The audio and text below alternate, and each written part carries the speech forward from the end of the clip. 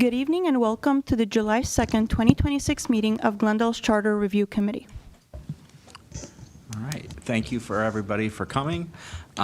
We will begin with the roll call. Committee members Durham, Here. Flower, Here. Garibian, Hartunian, Here. Karpetian, Here.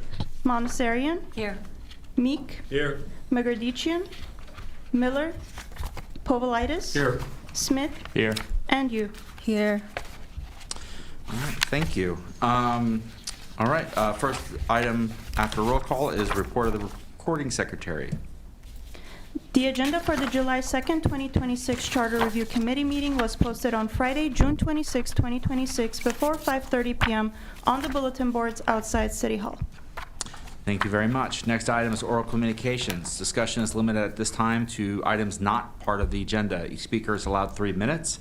The committee may question or respond to the speaker, but there will be no debate or decision. Chair, we have 2 speakers on this item. All right. First one first. Herbert Milano. Ms. Berlani, you have 3 minutes. Thank you, members of the Charter Review Committee. My name is Herbert Molano. In the 40 years, I actually moved to Glendale 40 years ago, I have seen something pretty interesting, that many of the roads around my property have not been fixed in 40 years. Potholes all over the place. My children, we had to take them by car to a park because there was never enough money, supposedly, to put a park next to us. So no parks within our neighborhood. And throughout the years, we asked the question, where is the money going? If we were to look at the trends in Glendale since the year 2000, I have a PowerPoint to show you. Can you flip up the next page, please? Our city's general fund has tripled since the year 2000. Next slide. Oh, and by the way, could you go back for a second? If it had been adjusted for inflation, it would have gone from 92 million to 170. But it's back in 2024, it was 291. Okay, next page. What is the cost of that increase? Is pension, police cost, and fire department cost. Those are the 3 major drivers of the increases in Glendale. Next page. But the family income has not kept up. It was $46,000 for the median family income. It went up now to $88,000. And you can see the discrepancy in the bar chart where the city spending is far outpacing the income of the median household. Next page. Not only that, but we also have debt that has been accumulating since the year 2000 from around roughly $3,000 per household to nearly $40,000 per household. Next page.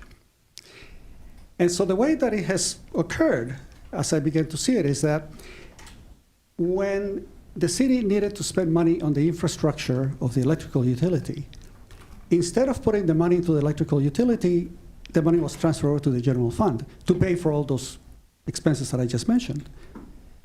And now the city has to borrow money through bonds and interest to be able to pay for the utility improvements. And that it goes through to your rates in your electricity.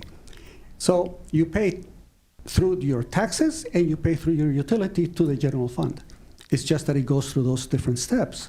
So what is the impact? Next page, please. Okay, so this, I can talk about this a little bit later, but my understanding here is that our situation is no different from the city of Bell, Vernon, Maywood, Montebello, cities that have been in significant financial straits. And I think that is the objective, that I have to give you the type of awareness that what you do here impacts families significantly. The families that cannot pay their electric bills, the children that don't get the parkland, the roads that don't get built. It's a direct quality of life, and that's what cities are for. That's what our city government is for. Thank you, Mr. Milano. Your time's up. Thank you. Next speaker. Next speaker, Beth Brooks.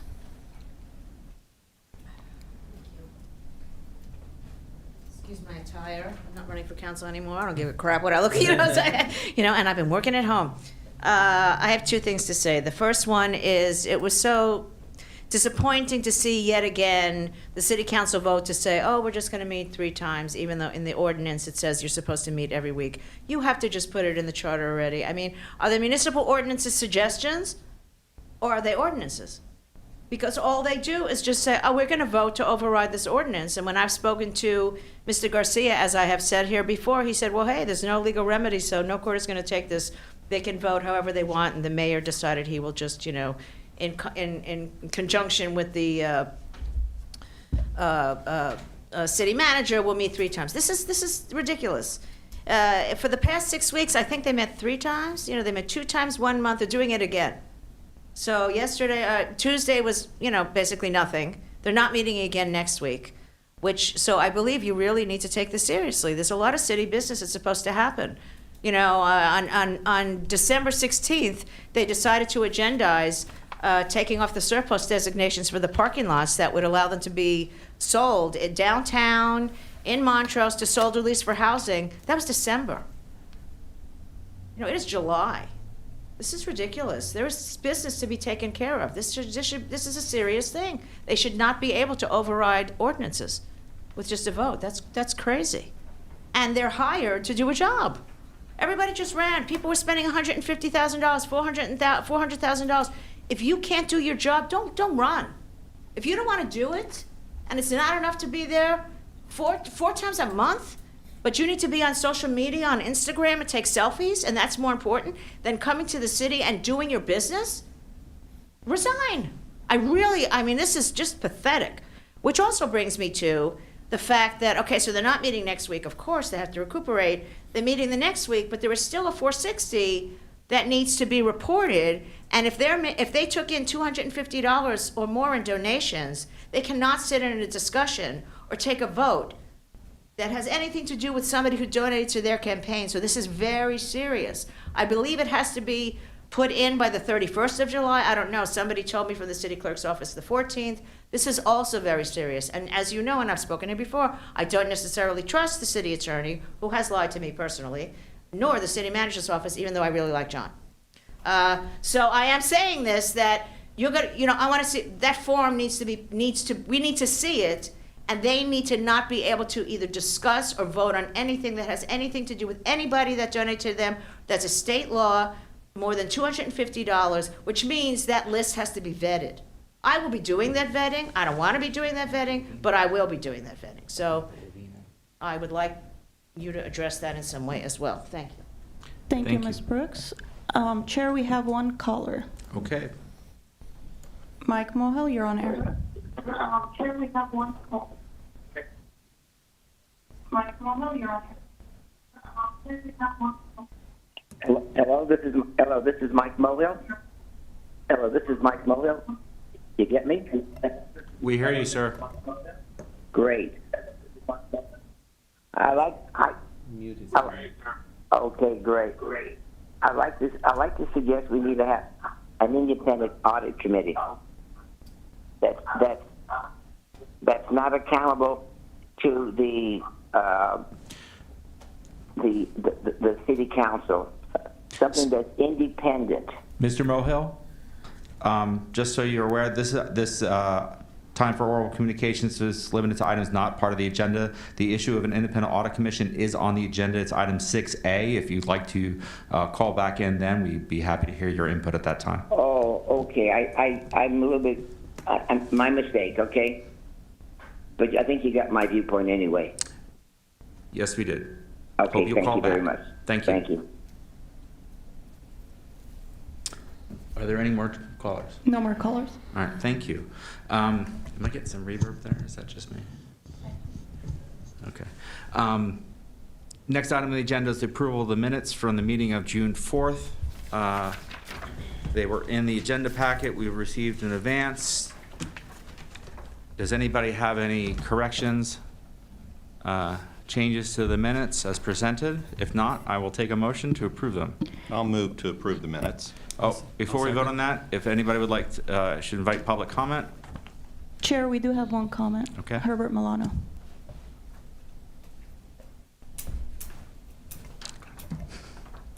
Members of the Charter Committee, if you read the minutes that are before you, you will notice that my comments from the last meeting are not referred to. There is no information on it except my name. And on the second item that I talked about, there's only my name. And that has been a practice not for primarily the last, 12, 14 years. But it is a significant problem for this charter committee to consider that today, with artificial intelligence and many tools, there is no reason why we cannot get a summary of what the topic is. If I were to come to city council every single week or to a committee meeting every time there is a session, and I'm complaining about a particular issue that merits your attention or the attention of the committee or the city council, it should be able to be searchable so that the council would know at the end of the year, 40 people talked about this particular problem, right? And you identified it. But right now, there is none. The answer is, oh, well, you can always go look at the video, but you know how difficult that is to try to locate something in a specific place. And so this is a process for the charter to say, wait a second, what else do we need to clean up? What are the practices that the city of Glendale, the city council, promotes through all the commissions? I've talked about parkland deficiency maybe 100 times, but you will never see it in the minutes. And so those deficiencies continue because the level of awareness does not get recorded. And that is a problem. And this is an example. And I also want to make one recommendation as well. I've decided to create a website where I'm going to take all of the videos and then create transcripts that are searchable. So I would ask you to identify, say your name clearly, and speak right on the microphone. It makes it a lot easier. I already have several of our meetings here, or your meetings here, already recorded, transcribed, and I began to see those deficiencies. It is my effort to make sure that that this city live by transparency, because it does not. And this is one of the methods.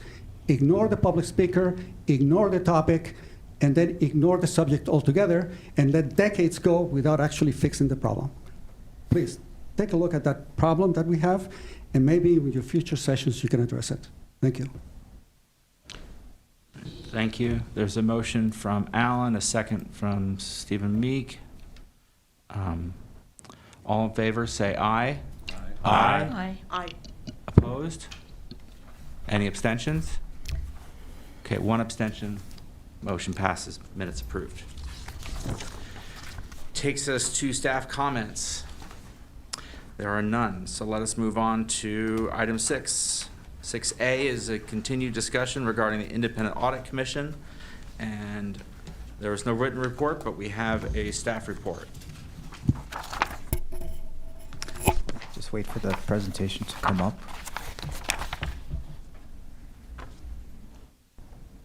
Very good, thank you. If the committee would recall, at the last meeting, we had a little bit of a conversation about the audit committee, the independence of an audit committee, what truly is an audit committee, independent audit committee, and there was some options that were discussed in terms of what another iteration of the audit committee could look like. At the end, staff shared just some off-the-cuff ideas, and there seemed to be some interest in drilling down a little bit to determine whether or not there was some additional information that could be shared to help formulate some thoughts for the committee members. What we did was we went and took a look at our regional partners. This presentation will not be as extensive as the last presentation we made on audit, I promise you that. But what we did do was we did look at 19 agencies within the region as well as the state of California. The reason why we had to go outside of the LA County region is because some of the information we were looking for didn't actually exist in LA County, and I'll get to that in a minute. Of the 19 agencies that we looked at, 5 of them didn't have an audit function at all. 7 of them had an audit function that was created through legislative action by way of council adopting an ordinance or a resolution, usually an ordinance. And 7 of them were created and maintained via charter requirements. So elected members of the community established charter committees, audit committees. On the next slide, what we see is the agencies that didn't have any type of an audit function were Santa Clarita, Garden Grove, Huntington Beach, Inglewood, or Santa Ana. When I say they had no internal audit function, it's unclear whether they even had any contracting out of any type of internal audit functions. They all still do external audits as is required by law, but internal audit functions is not something that is occurring within those cities. Of the 7 cities on the next slide that have audit functions created administratively, or I should say legislatively, Burbank, Pasadena, Glendale, Anaheim, Torrance, Santa Monica, and Beverly Hills. If you look at the far right-hand column on the presentation, what you'll see is the reporting structure. So in Burbank, it's created through administrative policy, and the reporting structure of the audit committee is to the finance and city council. I should say the finance director and city council. In Pasadena, the committee reports, the individuals who manage that operation report to the city manager's office. In Glendale, the person who manages the audit operations reports to the city manager's office and the audit committee. It's really, we already have a dual reporting relationship, and that's specifically called out in the ordinance that created the audit committee, and we could talk about that in more detail in a little bit. In Anaheim, the internal audit head reports to the city manager's office and city council. In finance, it's similar to Burbank, it's to finance and the city manager's office. And Santa Monica has a, what we found is the city of Santa Monica does contract out their internal audit functions. I think in our previous presentation, we had identified no agencies in our region that contracted it out. We've since learned that Santa Monica actually does contract it out, and it's overseen by their city manager's office and their audit subcommittee. And finally, in Beverly Hills, it's the other agency that contracts it out. Coincidentally, there were the 2 agencies who didn't respond the first time, or we couldn't get a hold of anybody.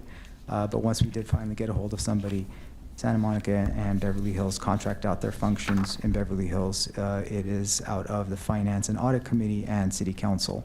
The Finance and Audit Committee essentially is comprised of their city manager and 2 council members.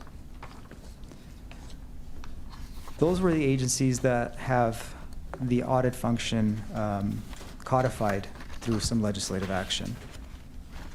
The 7 agencies that we identified who have it in their charters have something very similar in common, and that's really the size, scope, and scale of those operations, and the fact that, if I'm not mistaken, all of them have a strong mayor type organization. Specifically, the agencies that have charter created or charter mandated audit committees would be San Jose, San Diego, Long Beach, Oakland, City of Los Angeles, City of San Francisco, and Sacramento. Very, very different in size, scale, and scope to cities like Burbank, Glendale, Pasadena, Beverly Hills, Torrance, Inglewood, so on and so forth. I won't go through great detail on what their reporting structures are. I think if there's any questions, we can answer those. But they either report directly to the city council or to an independently elected city auditor. I'm not going to spend any time on this slide in the interest of being brief, and I'm not sure that it would necessarily add anything to the conversation or the next slide, which is really the primary focus for us. But if there was a desire by the committee to get into the details of how those charter cities, the larger ones, the San Jose's, the Oaklands, the San Franciscos operate, this document shows what the different elements are, everything from who manages the operation, are they elected or appointed positions, what's the scope of their authority, what rights do they have to accessing records, subpoena powers and such, what's the reporting frequency for those agencies, and are there any special mandates by way of the charter. So the one thing that we did promise in the last meeting was that we would come back with some additional information on what I shared with the committee. I want to make it clear, I'm not making a recommendation one way or another. And we picked the heading of this slide very carefully. This is an alternative framework to what we already have. But it is slightly different, and I think it speaks to the interest that were being shared by committee members in terms of establishing, or at least considering establishing, something that was a bit more robust, a bit more independent, and a bit more codified in a manner that wasn't fungible, that couldn't really be modified on a whim because a city manager or a city council or anybody wanted to dilute the importance of an audit committee. So it's really 4 points that I want to share with this group. First off, one option would be to establish the office of the city auditor within the framework of our charter. What that essentially means is that we would have a dedicated office for the city auditor, and they would manage the independent municipal performance and financial reporting for the city, or the audits for the city. That office would be established after the identification and requirement within the charter that the city establish a city auditor. Right now, there is no such classification within the city of Glendale. There used to be many, many years ago. That position, after some restructuring and different iterations of what the audit operation looks like, was actually, technical term is abolished out of the city's classification and compensation resolutions. So by establishing a executive level position called the city auditor within the framework of the city charter, it does two things. Number one, there's a requirement or a mandate that the city always have a city auditor. And because that position would be an executive level position, it would essentially be appointed by the city manager with confirmation by the city council. The importance of that is release of a city auditor would also require approval of the city council. So city manager wouldn't be able to terminate employment of a city auditor all on their own. There would be a check and balance. And frankly, if we're talking about independence and what is independence, within the framework of the city's organization and civil service process, not only would the city manager have to justify and get the approval of a city council for termination, but that individual would have civil service protection under our current framework and would have the opportunity to air those grievances and file that appeal and bring any concerns out in a public format at that point with the Civil Service Commission. So I think that's 3 checks and balances, essentially, for a city auditor. I think that takes care of points 2 and point 3. And the 4th point, again, in the interest of beefing up, if you will, the internal audit operation or the internal audit committee, and maybe allowing a greater level of independence and autonomy, what we currently do is, on an annual basis, we perform our risk assessment. We take that to the city manager. The city manager works based with the department heads, and based on the different levels of risk, we come up with a list of potential audits. We take that to the audit committee as a information-only item. Once that item is shared with the audit committee, it then goes to the city council for approval. One option would be to flip that around. And instead of taking that item to the city council for approval, we can actually do the risk assessment, take the risk assessment and a list of potential audits to the audit committee for approval, which then goes to the city manager for presentation to the city council as an information-only item, or not as an information-only item, but it's essentially the audit committee would have had an opportunity to weigh in on the front end and formally approve something. A couple of different options there. I know it gets confusing, but if we took the list of audits and it was approved by the audit committee, and that's where it ends, what I would suggest is we consider a requirement that on an annual basis, the audit chair share the findings and the results of all the different audits over the course of the year with the city council, so that we come full circle on an annual basis. I hope that last portion made sense. That is a more refined version of what I was sharing a little bit off the cuff with this committee at the last meeting. And if there's any questions, we'd be happy to engage in that conversation. Thank you. Are there any questions for the Assistant City Manager? I have a question. Please. Mr. Takhtalian, I just had after your presentation, has there been an effort to actually see if these cities that you have studied, how are they doing fiscally? Are they in the right track? Have they done well? Has there been a comparison of their fiscal health? I mean, Or no? the short answer is not for the purposes of this presentation. Anecdotally, and I have the finance director, Mr. Jack Liang, in the audience who can attest to this, is cities are going through the same thing within the region. We all share similar sources of revenue. Some fare better than others because, City of Beverly Hills, huge property tax revenue, huge sales tax revenue. City of Burbank had a huge production revenue. They have a lot of sales tax given the types of businesses that they have and the concentration of those types of businesses.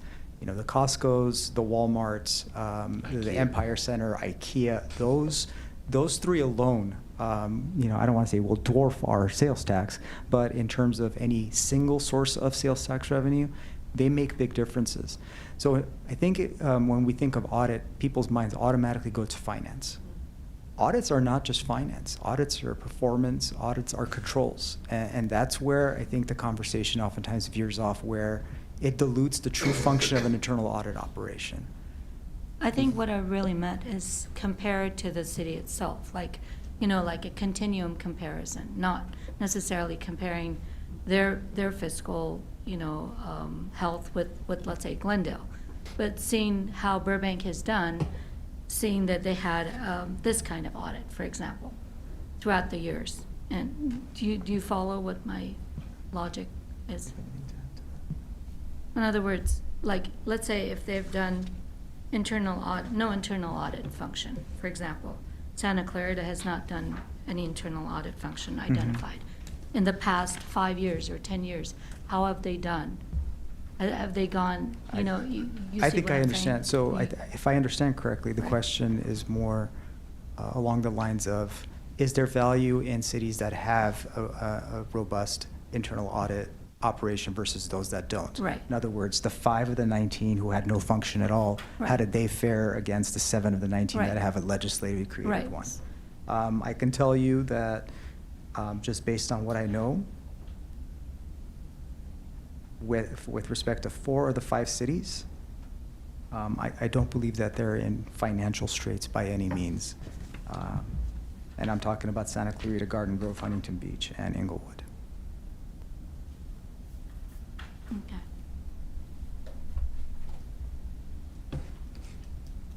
Chair. What's that? Chair, quick question. Please. For Thank you. Mr. Tatalian. This is not specifically related to this, but in general, in terms of the expenditures that the city makes, is there anything that explicitly codifies or guides, in an extreme case, if there aren't sufficient funds, what is paid first? The analogy is if our household income goes down, you're going to pay your car payment first, your utility first, your mortgage first, your rent, that sort of thing. Is there any construct similar to that or analogous to that in the city, for the city? Cities don't plan for bankruptcy that way, and I'll say that in the quarter century that I've been with the organization, that's not a consideration. That's not what we ever strive towards. And you would see something like that coming a long ways down the road, and you would take steps to make sure that you don't find yourself in that situation. So thankfully, my question was not for bankruptcy. I probably described the scenario wrong. I guess what I'm getting at is one of the issues, and I don't know if it's addressed here, but one of the issues we have is how do we ensure that the function, which if we deem it's important, whether it is a creature of charter or ordinance, I prefer charter, but regardless, how do we ensure that there is funding for that? Is there some mechanism within the city that would help us address that issue? And have you thought about that in your in your analysis here? Well, I think the fact, with respect to establishing a city auditor position and an office of the city auditor, or office of audit, in the city charter, that in and of itself is the legislative mandate. It's the mandate that would require continued funding Okay, that's on an very annual helpful. basis. Okay, great. I think that answers my question. Thank you. Alan?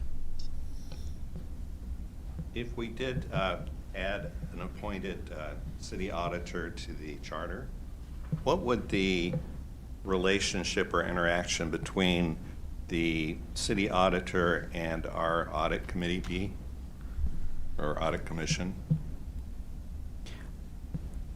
So there, it all depends based on how a charter amendment is written. So that is completely up for discussion for this committee. I am not making a recommendation one way or another.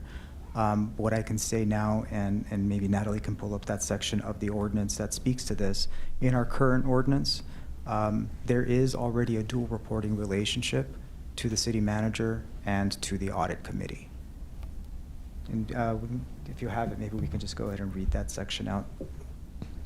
Sure. So in 2.08.130, the Internal Audit Division section, it says that the Internal Audit Division is created and shall be part of the Department of Administrative Services, Finance, or the Management Services Department as designated by the city manager. And the head of Internal Audit Division shall report directly to the Director of Finance unless the city manager designates the Internal Audit Division to be placed under the direction of the Management Services Department, with a secondary and independent duty to report to the Audit Committee as set forth herein. So that's the same way, parallel way in which was it chief examiner in the civil service context reports both to the commission and to the city manager? Correct. Okay. And just like this examiner appointed by the, Civil Service Commission. well, they appoint the examiner? Oh. But currently it's held, the human resources manager and the examiner are the same office. Correct. They're two separate independent functions. They don't have to be. They don't have to. They don't have to be.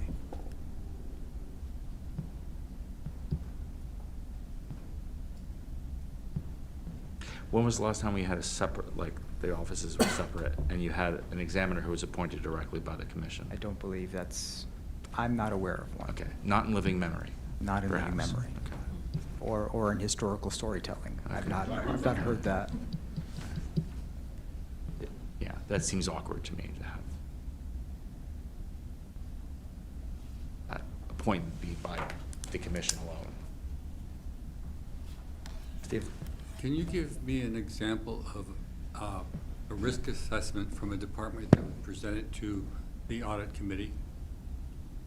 What would that risk assessment say? Want to speak to that? I'm sorry, I missed the question. A specific John said that departments? each department, I believe, does a risk assessment. No. On an annual basis, we conduct a citywide risk assessment where all departments respond to the questionnaire, if you will. And I think we went through this in the last Yeah, I'm just trying to presentation. get refreshed. I'll give you the nutshell because I'm better at the nutshells. She's much better at the details. She'll fill in where I'm lacking. When you're wrong, she'll correct you. Pretty much. I was trying to be diplomatic for myself, nice to myself.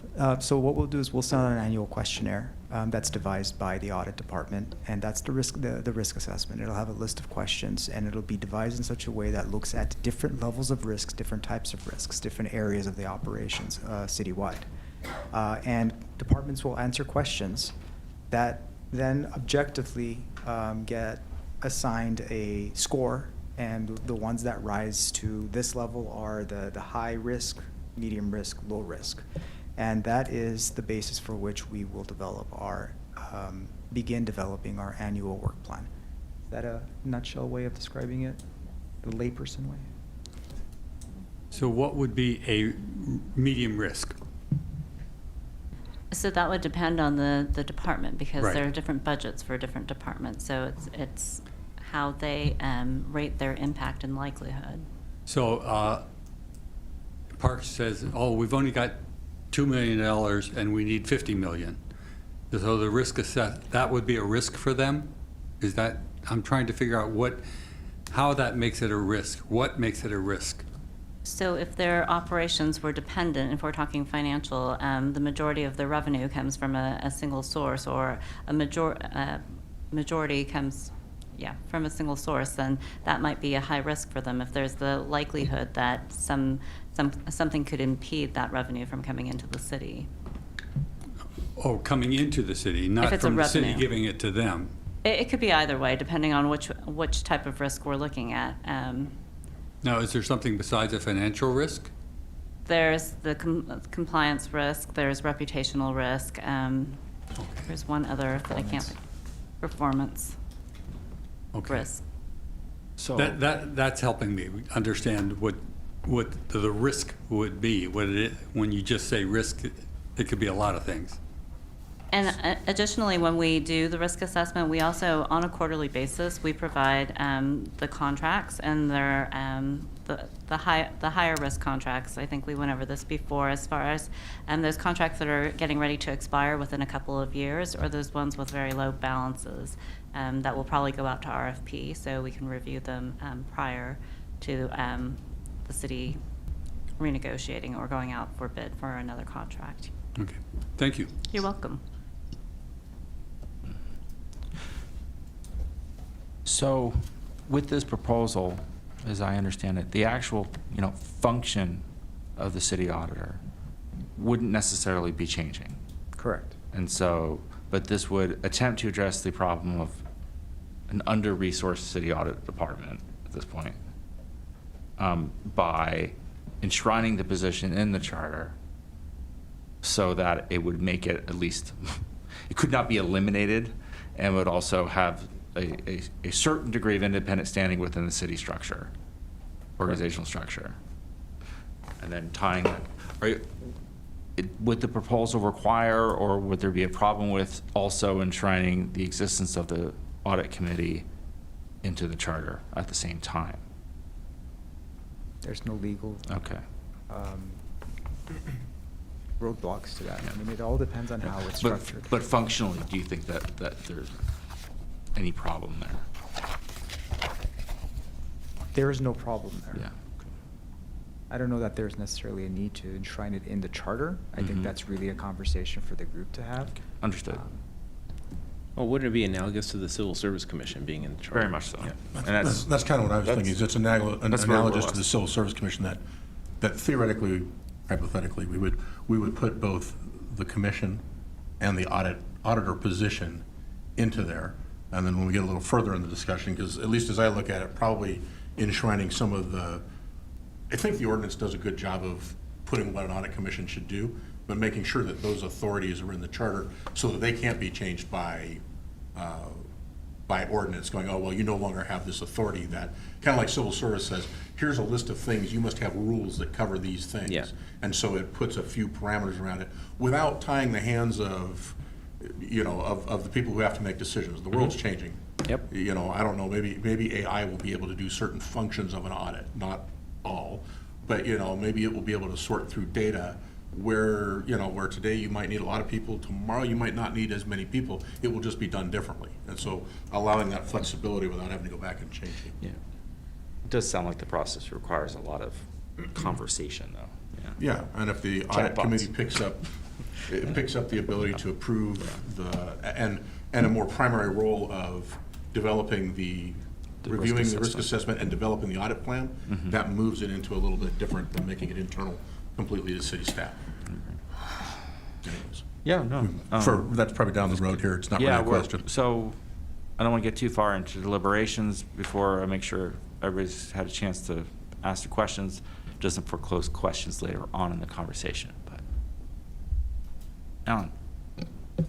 If we had a mandated city auditor in the charter, does that position have anything to do with the external audits that are required, or is it really strictly an internal audit position?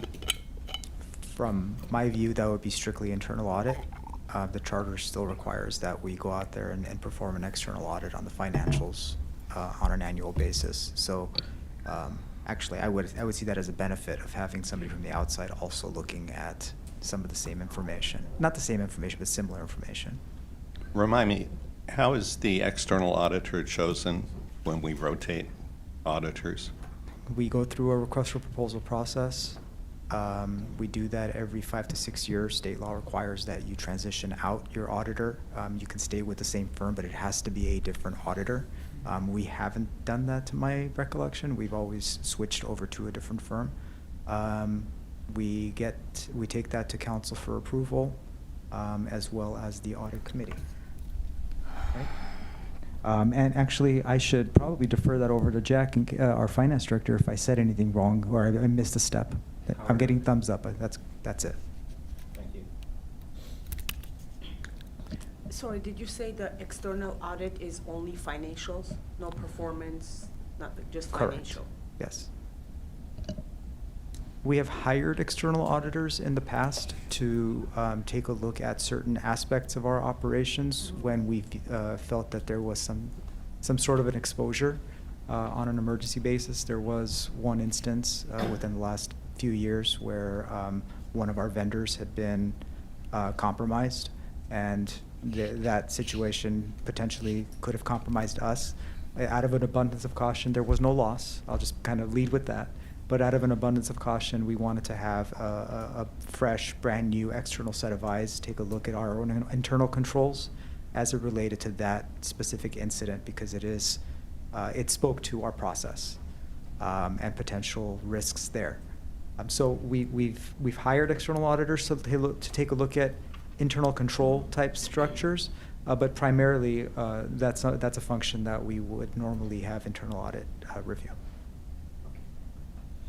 And nothing about putting the auditor or the audit committee into the charter would foreclose you on a case-by-case basis, retaining Correct. an external firm who has particular technical expertise. Absolutely. Rachel? I'm wondering if the city can afford to add another executive level office. I mean, I am told that like financially we are very tight. So can we do this like realistically? Can we do this? Listen, I don't think we can afford not to. Yeah. I will say that yes, there are limited resources in any organization such as ours.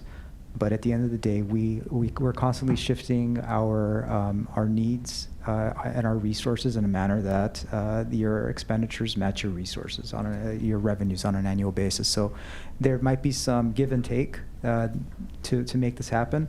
But with enough lead time, an organization of this magnitude would definitely be able to absorb the cost of one additional position, even at an executive level.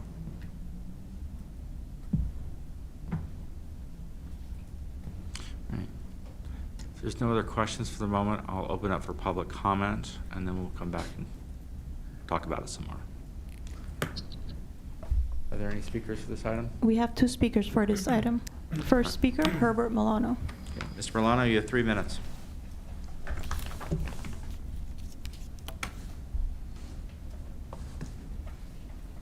Excuse me, I'd like to give him my 3 minutes because I'm the other speaker. Is that okay? That would be fine. Thank you. Very well. Members of the Charter Review Committee, my name is Herbert Molano, and I took the liberty of presenting to you a yellow booklet that explains the rationale for an independent audit commission, the reasons for it, questions that you may have, and then a sample charter amendment. I also included additional information with regard to the 2 issues that were of significant concern to me, particularly how Measure A, that was passed 2 years ago by the voters, impacted my initiative to move in this direction. I have a presentation, but I don't know if I'll have enough time, but first I'll explain what concerns me. As you noticed from my previous presentation, that the city's funding I'm sorry, the expenditures have increased, tripled, at least for the general fund for the past 25 years, at roughly 3 times the rate of inflation. And that concerns me when the city starts spending beyond its means, its revenues. And one of the ways that we try to control it, at least internally, is to make sure that the contracts that the city is executing have been reviewed, are valid, that there's an RFP process. So I had come from vacation, an extended vacation, in late 2024, when I read about the passage of Measure A, and you have a glossy document concerning it that I put in front of you. And my initial read of that was shock, because I know that this city has had controls with regard to the RFP process. And those controls meant that the most qualified, lowest bidder, right, would get the deal. It's in the charter for a reason, in order to make sure that there is no corruption or reduce the possibility of corruption or favoritism in contracting. It is in the California state law, right? Many cities have adopted it, and for us, what would be the reason to remove that? So, and then I'm realizing that the city is going through the process of issuing hundreds of millions of dollars in bonds and hundreds of millions of purchases without a proper RFP. So I decided let's take a look to see what the other contracts are and whether they have gone above their initial contract amount. So I requested through the California Public Records Act a record of the last 2 years of contracts over $1 million. It totaled over $1 billion. And there were only three of those contracts that were reviewed. I said, who does that? To me, it's a shock that you can spend $1 billion with hardly any oversight. And then when you look at the detail of them, so many that have been, really should have been reviewed. And so I presented that to the audit committee, I think it was earlier this year, right, in January. That question had not been asked by any of the audit committee members. No one had bothered to ask that simple question. Do you get that kind of report? Do you evaluate it? Do you assess the risk? So the function of the audit committee, especially as I began to request like 1 extra minute, and they'll have a 2-3 minute discussion that I could not speak. Those to me are like red flags. When you have someone with an accounting background, systems background, asking relevant questions, and they say, no, you cannot speak. We're going to cut off your time. And then we found that the audit committee pretty much abided by whatever the city attorney's representative allowed. I said, what, you have no rights to even ask or to even give me a minute? So if you don't have the rights to give me a minute, you have less rights to ask for, hey, I want this particular contract. Oh yes, I want this reviewed. Are we in agreement? I just looked at the numbers. No one is doing the function. And then in the last 2 months, I get the additional shock that the audit function itself has only 1 employee that has been vacant for months, and there's no attempt to fill it until I presented the problem in front of the Civil Service Commission. All of those things combined raises red flags to me significantly. And so my experience, by the way, it's in implementing computer systems, financial systems to medium-sized companies, companies bigger in revenues than the city of Glendale. And when we do that, we have to attest to every function, verify every decision that is made, every report, every activity. In other words, similar to an audit function. And we found fraud in many companies as we try to implement the system. It's very, very common. And so that it could not happen in the city of Glendale with 1,900 employees and contracts of $1 billion. Who is minding the store? This is critical because when the city has a shortage, right, a budget deficit like it did last year, $34 million, the answer to the council members is let's raise the revenue, or revenue enhancement as they call it. Let's increase the taxes, let's increase the fees, but let's not take a look at the expenses. I have taken a look also and gotten reports through the CPRA, the California Public Records Act, at the overtime.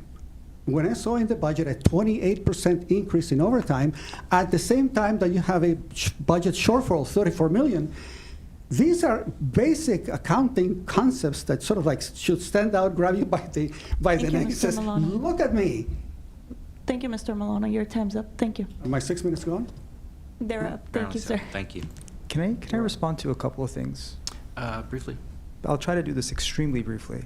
I don't want anyone being left with the impression that it's a free-for-all out there. And just because Mr. Milano repeatedly says the same thing over and over again doesn't mean that it's actually true. The idea that there's hundreds of millions of dollars of contracts that are not being vetted or approved or reviewed, or money being spent aimlessly or without any regard of any sort is just flat out wrong. Every single one of those $100 million plus worth of contracts is something that went out for either a request for proposal, some sort of a public bidding process, or if it was a sole source procurement of some sort, it was taken to the city council with a justification behind each one of those. Those are done on a weekly basis. That is each and every single staff report on the city council's agenda.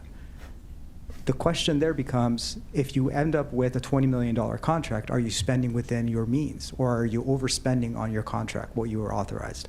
I've answered this before. You cannot. The systems do not allow you to spend more than what the contract has authorized the department to spend. That is something that would immediately come to the attention of the finance director, to the city manager, to the audit operation. There are multiple checks and balances there. So I'm going to keep this extremely short, but I don't want anyone being left with the impression that we don't know what we're doing, or that there's hundreds of millions of dollars out there that are just being spent aimlessly. That's just not the case. And just because you have a lot of contracts doesn't mean that you're going to go out there and audit every single one of these contracts either. Sometimes a compliance audit or a performance audit, one audit will uncover if you have systems issues within your organization. And that one audit will have an impact, will be a reflection of how you're performing on your other ones. And one last thing, this whole notion that there's one staff person in the audit section, that is true. Presently, that has not been historically true. We're in the process of recruiting for 2 additional positions. I'm here talking about a city auditor position being recommended for implementation in a charter. So the story that we're kind of just letting this go without any regard, and at least that's the impression that's being left, is just flat out fundamentally wrong. All right. Thank you. Comes back to us now. So Chair, we do have one more speaker. Oh, all right. 3 minutes for this person. Ani Kosh. Okay. Oh, they're in the room. Sorry. Thank you. I drove in from Playa Vista, so that was brutal. Hi, good afternoon, everyone. There was a City of Glendale employee who was rumored to go find Gaddafi's gold. There was a city employee who spent 16 long years doing administrative tasks. There was a city employee who was very fond of farmers markets. I don't want to name what is involved, but the pattern is very clear. There are vested interests in protecting certain ways of doing certain things. I understand it as someone who grew up in Glendale.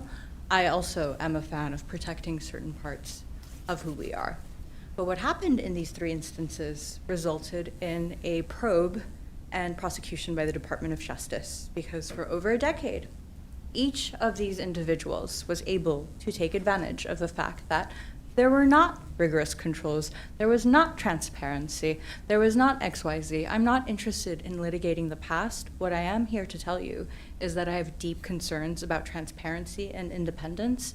If we are moving forward with this, just like the Civil Service Commission, that would give me a whole lot more confidence in what we're trying to attempt and do right now, because I come to you having, for example, a very specific lane, which is advocating for housing due to what I perceive as being the city's misguided notions of where Measure A money should go, let me put it that way diplomatically. But it took me 3 months until 5 hours ago, 3 months of asking through a public records request for detailed level payroll records. This is not the fault of anyone, but this is not how democracy works. This is not how a system that functions in a healthy way, that can sustain itself and thrive, works. This is how certain individuals who have acted in bad faith have taken advantage for many years, at least in our past. What is deeply concerning to me is that our focus for transparency, our focus for truly moving forward as a city does not need to be relegated to either extreme. I understand everybody has different points of views and interests in protecting the city, but what I'm trying to get at here, because there's no diplomatic way I can say this, there is a definition of democracy where you don't have to ask for 3 months for the most basic payroll records on a detailed basis, where you've asked multiple departments for clarifications as to where money is going. And I always go in with my eyes wide open saying, I might be wrong, I might be misunderstanding something, please tell me that I'm wrong.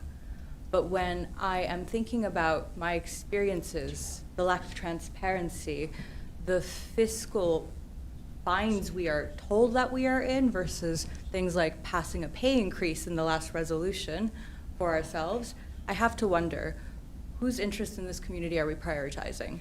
So independence and transparency is really, I just want to encourage thinking about that when it comes to your Thank you, Ms. decisions on Cohen. audit. Thank you. Thank you. Chair, we have no more speakers on this item. Okay. May It's I back to ask a us. question about the Please. speaker's comment? Sure. One of them, Ms. Kosh? Because I also heard you at Tuesday's city council meeting. And I'm trying to understand if you're talking about the same instance I'm thinking of. There was a former council member and former mayor of Glendale who was convicted of embezzlement. Yes. And you stated on Tuesday that it was city funds. I thought it had to do with the farmer's market up in the Montrose Shopping Park, that he basically embezzled the money. So I didn't think it was City of Glendale funds rather than the Montrose Shopping Park. I'm not excusing his behavior, but was that actually a city loss or a Montrose Shopping Park loss? I'm glad you asked, because I don't know the details right off the top of my head after an hour and 45 minutes in traffic, but I'm happy to look into it again. I say what I've said because there seems to be a persistent pattern of exploitation when it comes to power and levers as it relates to our reputation as a risk as well. So I think it's great to hone in on the details. I will find out. I will get back to you for the next one with this. That being said, again, I think this is a testament to the larger pattern of not having the transparency and eyes to check what is going on. Because that council member, on All a right. broader basis, I'm the gonna- public represents who we We're are. off topic, and we're going to come back and talk about the audit committee now. I was just trying to distinguish between a City of Glendale financial loss and another nonprofit loss. I appreciate that. It was the but latter. Yeah. That's Let me taking just- us off track, and we have an agenda to Yeah, stick to. I understand. Let me just put it this way. Whenever I'm in North California and they ask where I'm from in Los Angeles, I say Glendale, and the way people look at me, especially fellow Armenians in Northern California, it really breaks my heart. I'll leave you with that. All right. So, we do have a proposal in front of us, the outlines of a proposal. And I do thank the staff for bringing that forward. The basic outline would be establish the position of city auditor amongst the other city officers listed in the charter. They would thereby become they'd be appointed in the same manner as all the other department heads. They would functionally be their own department. Is that how you envision it flowing, or? It could be. Okay. And then there would be the question of, their reports to the committee, and then the proposal was to, not recommended, but a proposal, was that the workflow order would be shifted, whereas now the city manager's office directs the preparation of the work plan for the year, presents it to the audit committee. The audit committee makes a recommendation to the city council whether or not it should be approved. Right now, it's just a note and file. They don't even make Okay. the recommendation. So this would the put council them in the doesn't take any driver's seat. action. It's basically, No, the audit committee doesn't actually take any Oh, they action. don't take We're any just action. sharing the information, and it's the city council that approves it. The framework that we were describing was flipping that. okay. So the council would not have any authority to change the work plan. It's hard for me to say that the council would not have the authority, because at the end of the day, the council has that authority unless the charter says they don't have that Unless it authority, says like they with the don't. Civil Service Commission. Yeah. But the initial, I guess, the point that was attempting to be made was, right now, the audit committee doesn't really engage at a level that modifies or even makes a strong recommendation for the adoption of the work plan. It's just a note and file. It's something we share with them. Yeah. By engaging the audit committee first and having the audit committee recommend a work plan. It would be a recommendation that would then go to the city manager.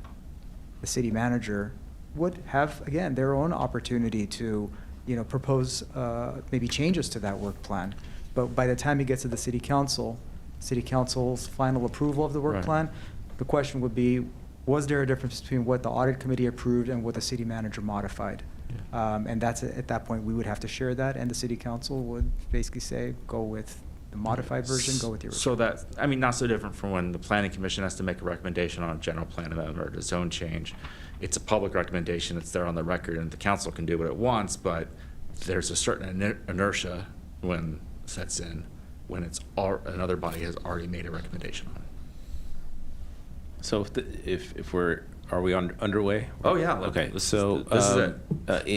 in terms of, let me back up, because I am going to have a question on how the concept, Mr. Tuckton, which I thank you for putting this together, and your office for putting this together, because I think it really addresses what many of us brought up at the last meeting. At a very high level, the first question that I think we're asking ourselves on this issue and a lot of other issues that are before us is, what's the problem that we're trying to fix, right? And I think we're the majority of us, or a significant number of us, are in agreement that we do have an issue that needs to be addressed, that of having a sufficiently staffed, robust, independent internal audit function happening in the city. So I think that's settled. The second point is, does it rise to the level that it needs to be in the charter? I think, because that's the salient issue for us, right? I think we've answered also there in the affirmative. It has to be in the charter. And Mr. Tucktalling earlier brought up, for me, the most critical reason why it needs to be in the charter is because then you'll make sure the work gets done. So there won't be a situation where, we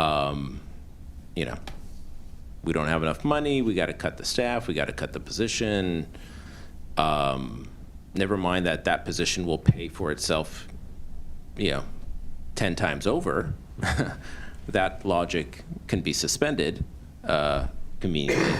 But so I think we've answered the second question, that it needs to be in the charter. So the third thing, I think, for me, and I think I'd like to get that discussion going, is I do think the commission should probably be, not probably, should be in the charter, should probably be modeled after the Civil Service Commission. And I do think that there should be a dual reporting function. And the examples, I'd just like to note, because I didn't have much, obviously this was just given to us at the meeting, but on slide 4, basically Santa Monica and Beverly Hills, if you had to put this on a spectrum, are the most independent of the ones presented. And even there, I don't know if they're independent enough. I did some research there, cities like Palo Alto in California, El Paso in Texas, Cincinnati, Ohio, they have models that I think we can grab things from. But I do think the audit committee or commission, is there a distinction between one or the other? It's just great term of art. So the body, the committee, should be able to develop their work plan, should be able to have subpoena powers. There should be some sort of whistleblower protection in there where they can receive information. But generally speaking, I'm thinking it needs to be modeled similarly to the civil service. So I don't know if we need to get into the details today of how it's going to work. For me, the threshold question of, do we need this? Number one, should it be in the charter? Number two, is it a position and a commission? Yes, that's what I thought about, and that's the conclusion that I've come to. And I'll just end on this. This is probably the irony is, of all the things that we were asked to look at, this is not one of them. And it's one that we're reviewing at the tail end of, our time, which at least I hope is the tail end of our time. So the irony is that it's probably the most important. And the irony is that it was developed through this body. We came up with this through our collective efforts. And I just think that speaks to the work we've done here.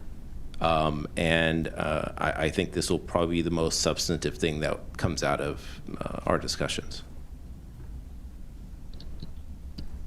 Chair Flower, couple questions. I recognize we're not going to, as to your point, get in the weeds, but in order to understand the overall picture related to the civil service, could you, and Chair, by the way, I have a couple questions in my comments, so if I can go the distance, by the way. So first off, the civil service, in terms of how they're set up, who do they report to on city staff? Is it HR? The Civil Service Commission doesn't report to anybody. They essentially operate similar to how City Council operates. I guess, they're appointed by City Council, if you want to say they report to someone, but they're independent in their decision making. The folks that report to them is the Human Resources staff. So if the Civil Service Commission has an issue that can't be resolved, who is their oversight at all? Is there? Or is it truly independent, like you've just said? It depends on the situation. But I can't imagine a situation where the Civil Service Commission will be faced with an item that they can't resolve. Really, if I'm gonna, I'm stepping outside of my comfort zone here a little bit, but if there was an issue before them and somebody wasn't happy with the outcome or satisfied with the outcome, they would not be appealing a Civil Service Commission decision to the City Council. They would be petitioning the courts at that point. Committee Member Miller, I think it's going to be an underwhelming answer, but I really do think it's circumstance dependent given the nature of the Civil Service Commission's work. It is functionally distinct from most, if not all, of the generally advisory boards and commissions that are codified in the municipal code, since it deals with labor and employment matters. And the context of where I'm going, I'm trying to do a parallel so you understand the context of the root of my questions around civil service. So for example, if in this discussion that's taken place and proposals that have been presented, and we know we agree on transparency and independence, and we're looking for the charter language to help us get there. So if budgetarily it doesn't make sense in one of the proposals to look at 5 independent hired auditors, but to look at your proposal as indicated by the city, I just wonder, is there any situation to stick to independence? And the independents that we have are is the treasurer, who was elected by the people. Would an independent auditor in any circumstance in any city report to that person versus a city manager? Because the city manager is beholden to city council. I guess what I'm trying to understand is, so I think you know where I'm going there in terms of independence. If that's not possible, or that's outside of the box, or that doesn't make sense because we don't have to go long on it, then what guardrails are going to be in the language that this is truly an independent auditor position? That is.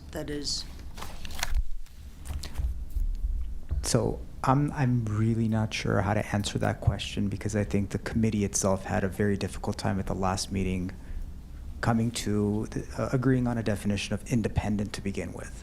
So it all depends on what do you consider being independent. Maybe from a guardrail perspective, the guardrails there for independence, I mean, again. I'll it's- give you a you scenario have- if go it ahead. helps better. Does an example help, or would you like me to pause? Could I To take, let could I you- take No, a no. stab at answering the question? Well, let me just give one example, and then I'll pause. So let's say there's an example of an independent auditor who reports up to the city manager, and they identify something from a performance standard. Can the city manager overwrite their decision? Whether or not we write a position for an independent auditor, or? So, can it happen? Sure.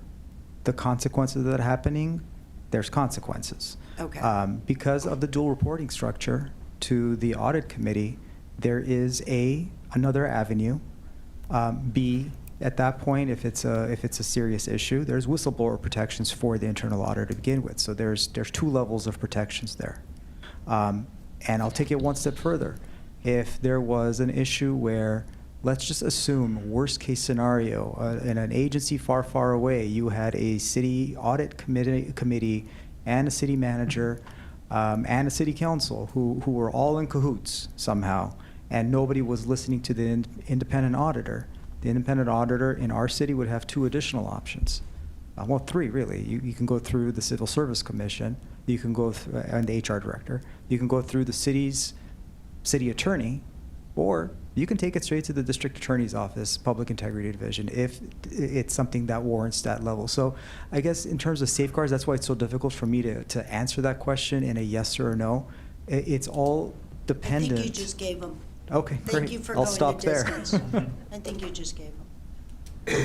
Yeah, so I was going to just reiterate the same thing he did. At the very base level, there is the city manager report and then the parallel report to the commission.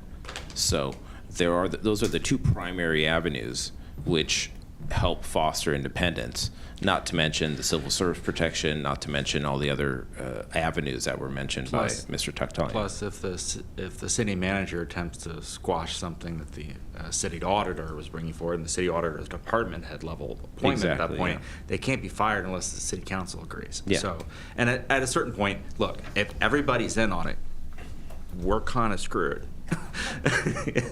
Absent somebody going to the DA and working in those other channels. That's just the way it is. You could appoint as many independent auditors as you want, But here's the other thing that I think, for me, is really beneficial in this, at least, outline of a proposal. The fact that you have a dual reporting structure, first. Second, you have the ability for the committee to develop the work plan and guide the audits themselves in a meaningful, substantive way. And then third, that the output of those reports is a public record, given to the committee, open to public comment, and with the miracles of AI, somebody is going to sift through those things, okay? And right now, the work product isn't there for various reasons.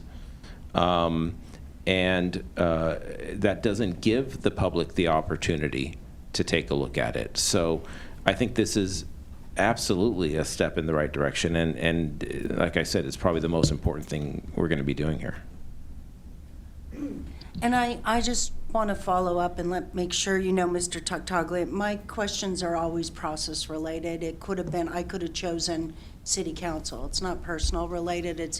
I just want to understand if we're aligning with civil service, how they report up and how to mirror that with the audit. Nothing more. Totally understand. None of this is personal. Any other thoughts? No? One or two. One or two. I think Paul hit it pretty much on the head for me, is that, yes, I like the idea of putting the city auditor position into the charter, so that's got to be a position staffed by the city. I think I agree. I probably can't afford not to do this one. Take the pain somewhere else. I think an enhanced audit committee that has its own ability to do some things, one of which is, I'm going to call it subpoena power, however we want to say that, demand cooperation, but also have the ability, so if someone brings something to them or they hear something that they have the ability to go, hey, I want this looked at. And that committee can cause that to happen. So it's not just a staff-driven process from the inside of the organization. So that, somebody in the, community member who sits on this committee looks at something or hears something, go, hey, I heard something about X contract. I don't know if it's true, but I want to look. Or, you know what, we haven't looked at a contract in a while. I want to look.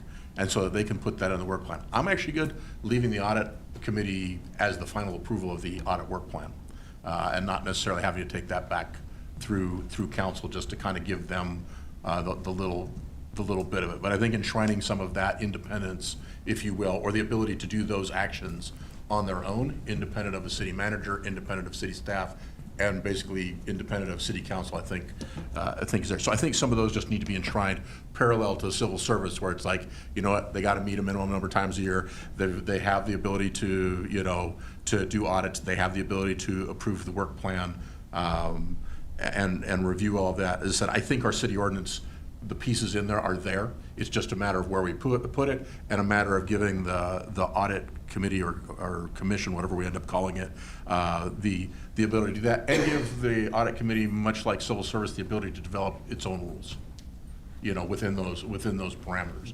And I think that sets us up for something different than we have, without overly burdening the system to be able to make it work. I will tell you the one thing I struggle with is on funding. I don't want to tell them how to fund things, because it said the world changes. You could do it all internal and hire people. You could hire people from the outside, and it's not, I think, our purview to make that decision for a council or a city manager on how they choose to resource it. What I do worry is making sure that there is adequate resources.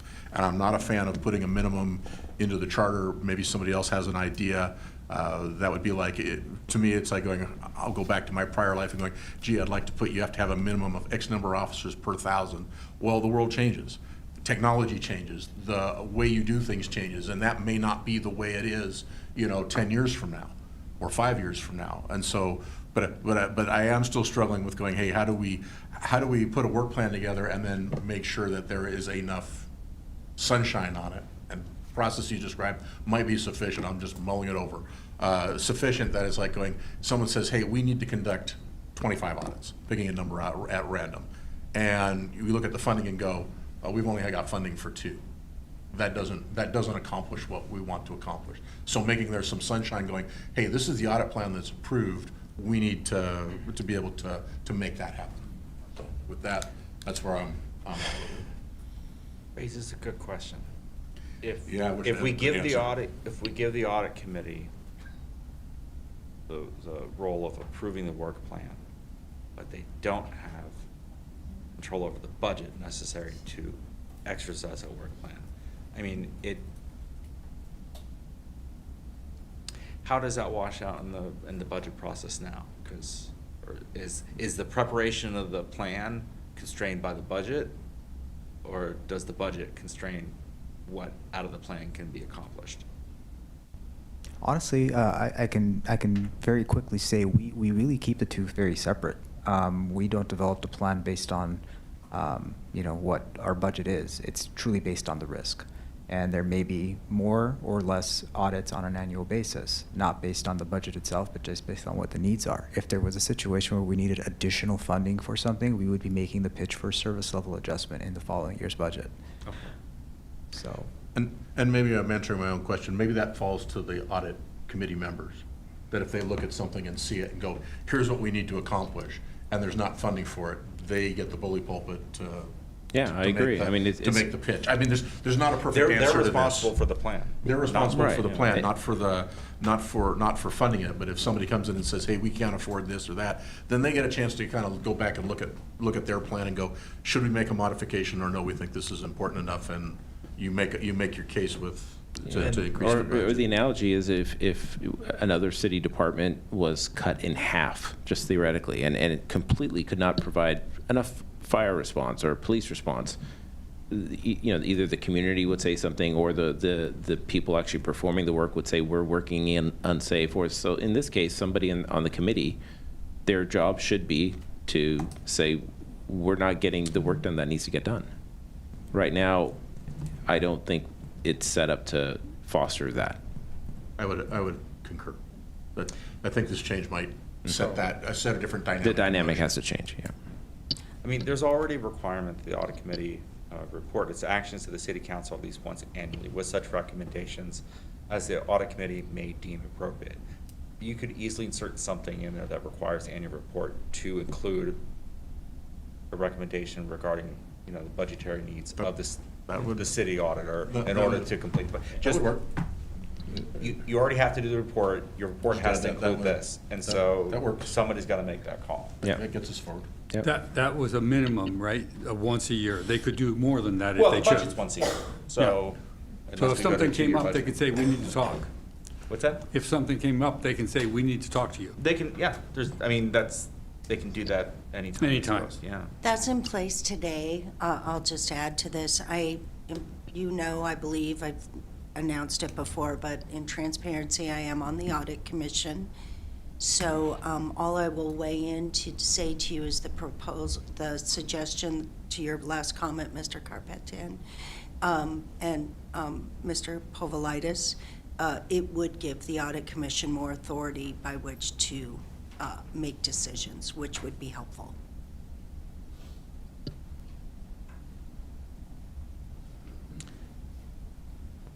I had a question. Do we need to mention about the funding of the position in the charter, or no? I think once the office is established in the charter, it has to be It funded. has to be funded, so we don't. That's one of the main Staffed reasons out why that we gotta put it in department there. Comes is a matter of annual budget debate, I guess. I mean, that's kind of where we're at now. We just don't have the position addressed in the charter. Okay, thanks. If I misstated that. No, that's absolutely true. You said that you're currently looking for 2 more people for the audit committee, Correct. which would be, no? About the audit position. Oh, Or the audit staff. operation, staffing. staff. Staffing. So that would be a total of 3 at this time. That And is- if we had hired an executive level, that'd be 4. You gotta add 2 Okay. more. Still not enough. Yeah, I'm thinking it should be more than that. But that's where the commission and this whole process, they would determine that. We would be establishing the office, establishing the commission, and then whether it's 6 or 8 or 2 or whatever, that. Or whether it's a combination of internal and external. Exactly. That's that is for the people doing the work to determine. From our perspective, the goal would be that it has to be properly staffed, and we have to come up with the creative language on that Chair just mentioned, but that number is not something I think that we would put in the charter. Look at it this way, just to kind of make it a little bit more realistic, or bringing it home a little bit. The charter requires that the city have a city manager and a city attorney. It does not dictate how many attorneys the city attorney has in his operation or how many staff members the city manager has. That's all dependent upon what the needs of the organization are and the budgetary requests that are made before the city council. And there's been years where city attorney staff was greater. There's been years where it's been less. In the years where it's been less, our contractual services have gone up because we've outsourced some of the legal work. So again, I don't want anything I said to lead anyone to think that we need to identify the number of people within the office. The only thing that I had put out there in terms of the framework was the establishment of the actual classification of city auditor and its incorporation in the charter. So just like the city shall have a city manager, the city shall have a city attorney, the city shall have a city auditor. Committee Member Meek, I was just going to very briefly supplement the ACM's comments to say that there is a process, some of which has been described to this committee by the Chief HR Officer, for establishing a position description, for establishing a classification and a salary range that goes into that. There's a resolution that's adopted to that effect. So once the mandate exists, there is a subsequent process to define the role, to define the compensation, and the parameters of the duties of that office. So once the mandate's given, there is a subsequent process already in place to fulfill the mandate. Thank you.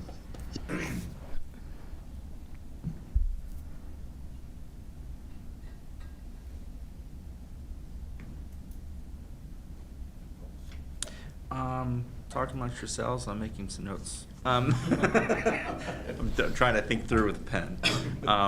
Does anybody have any further thoughts? I mean, like, the thing I'm struggling with, oh, Rachel, haven't heard from you, so I'm gonna. Yeah, just park quick it. question. So about establishing the Office of City Auditor, I want to ask if Natalie has any thoughts. Like, does she want that, or because she's gonna be under the office, right? Because she's internal. Do you have any thoughts? So I've been with the city since 2001, and when I started, I was hired by the city auditor, and I thought it was great structure. So no, I of course don't have any objections. Thanks. How come you get the easy questions?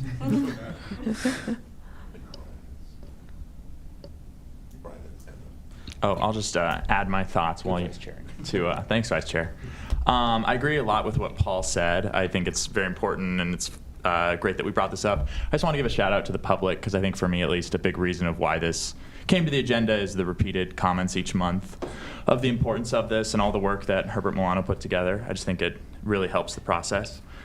Of what's been presented for this alternative governance framework, I really like a lot of it. I think the city auditor would be a great kind of easy way to give us some independence.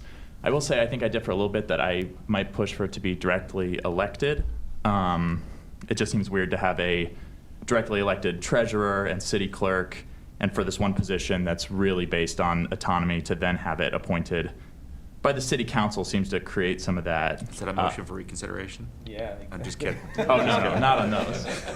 I'm still in favor of directly electing all those, and let's add this one to the mix. So directly electing the city auditor, but creating the own office is great. And then I think what Committee Member Miller was suggesting is also a charter integration of the Audit Commission in a similar fashion to the Civil Service Commission. They just seem very analogous, and to work that in a way to protect it. It doesn't need to be super robust, but just to enumerate it in the charter, I think helps kind of preserve the importance of the commission and how they function together.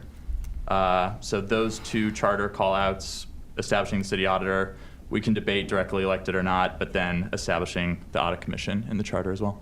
And that's where I'm at. Any other thoughts? I'm going to jump in. I just because you brought it up, it's the most recent thing, I really don't think we should be electing the city auditor. I think we want to get the most professionally qualified people, and they may not reside in the city. I think having somebody who's subject to political pressure and campaigns and may not be actually spending enough time doing their job. And we want this person focused on reviewing and making the city's processes as sound as they can. And if they have to be campaigning and appealing to interests that have nothing to do with the job, but will get them elected, they'll do it if they have to be elected. So, Also, too, if I may add, Chair Flower, you would be limited to the City of Glendale residents too, so, you know, if although they're Carl elected said to- he was interested. I'm gonna get you one of these things. Where I'm at right now is I really like the idea of adding the city auditor to the list of city officials, because we're already amending that. We've recommended amending it to delete some of the outdated offices. Let's put in one that we think is missing. Where I'm kind of struggling with more is like how much of the audit committee that's currently defined by ordinance do we pull into the charter? My instinct is to not do too much.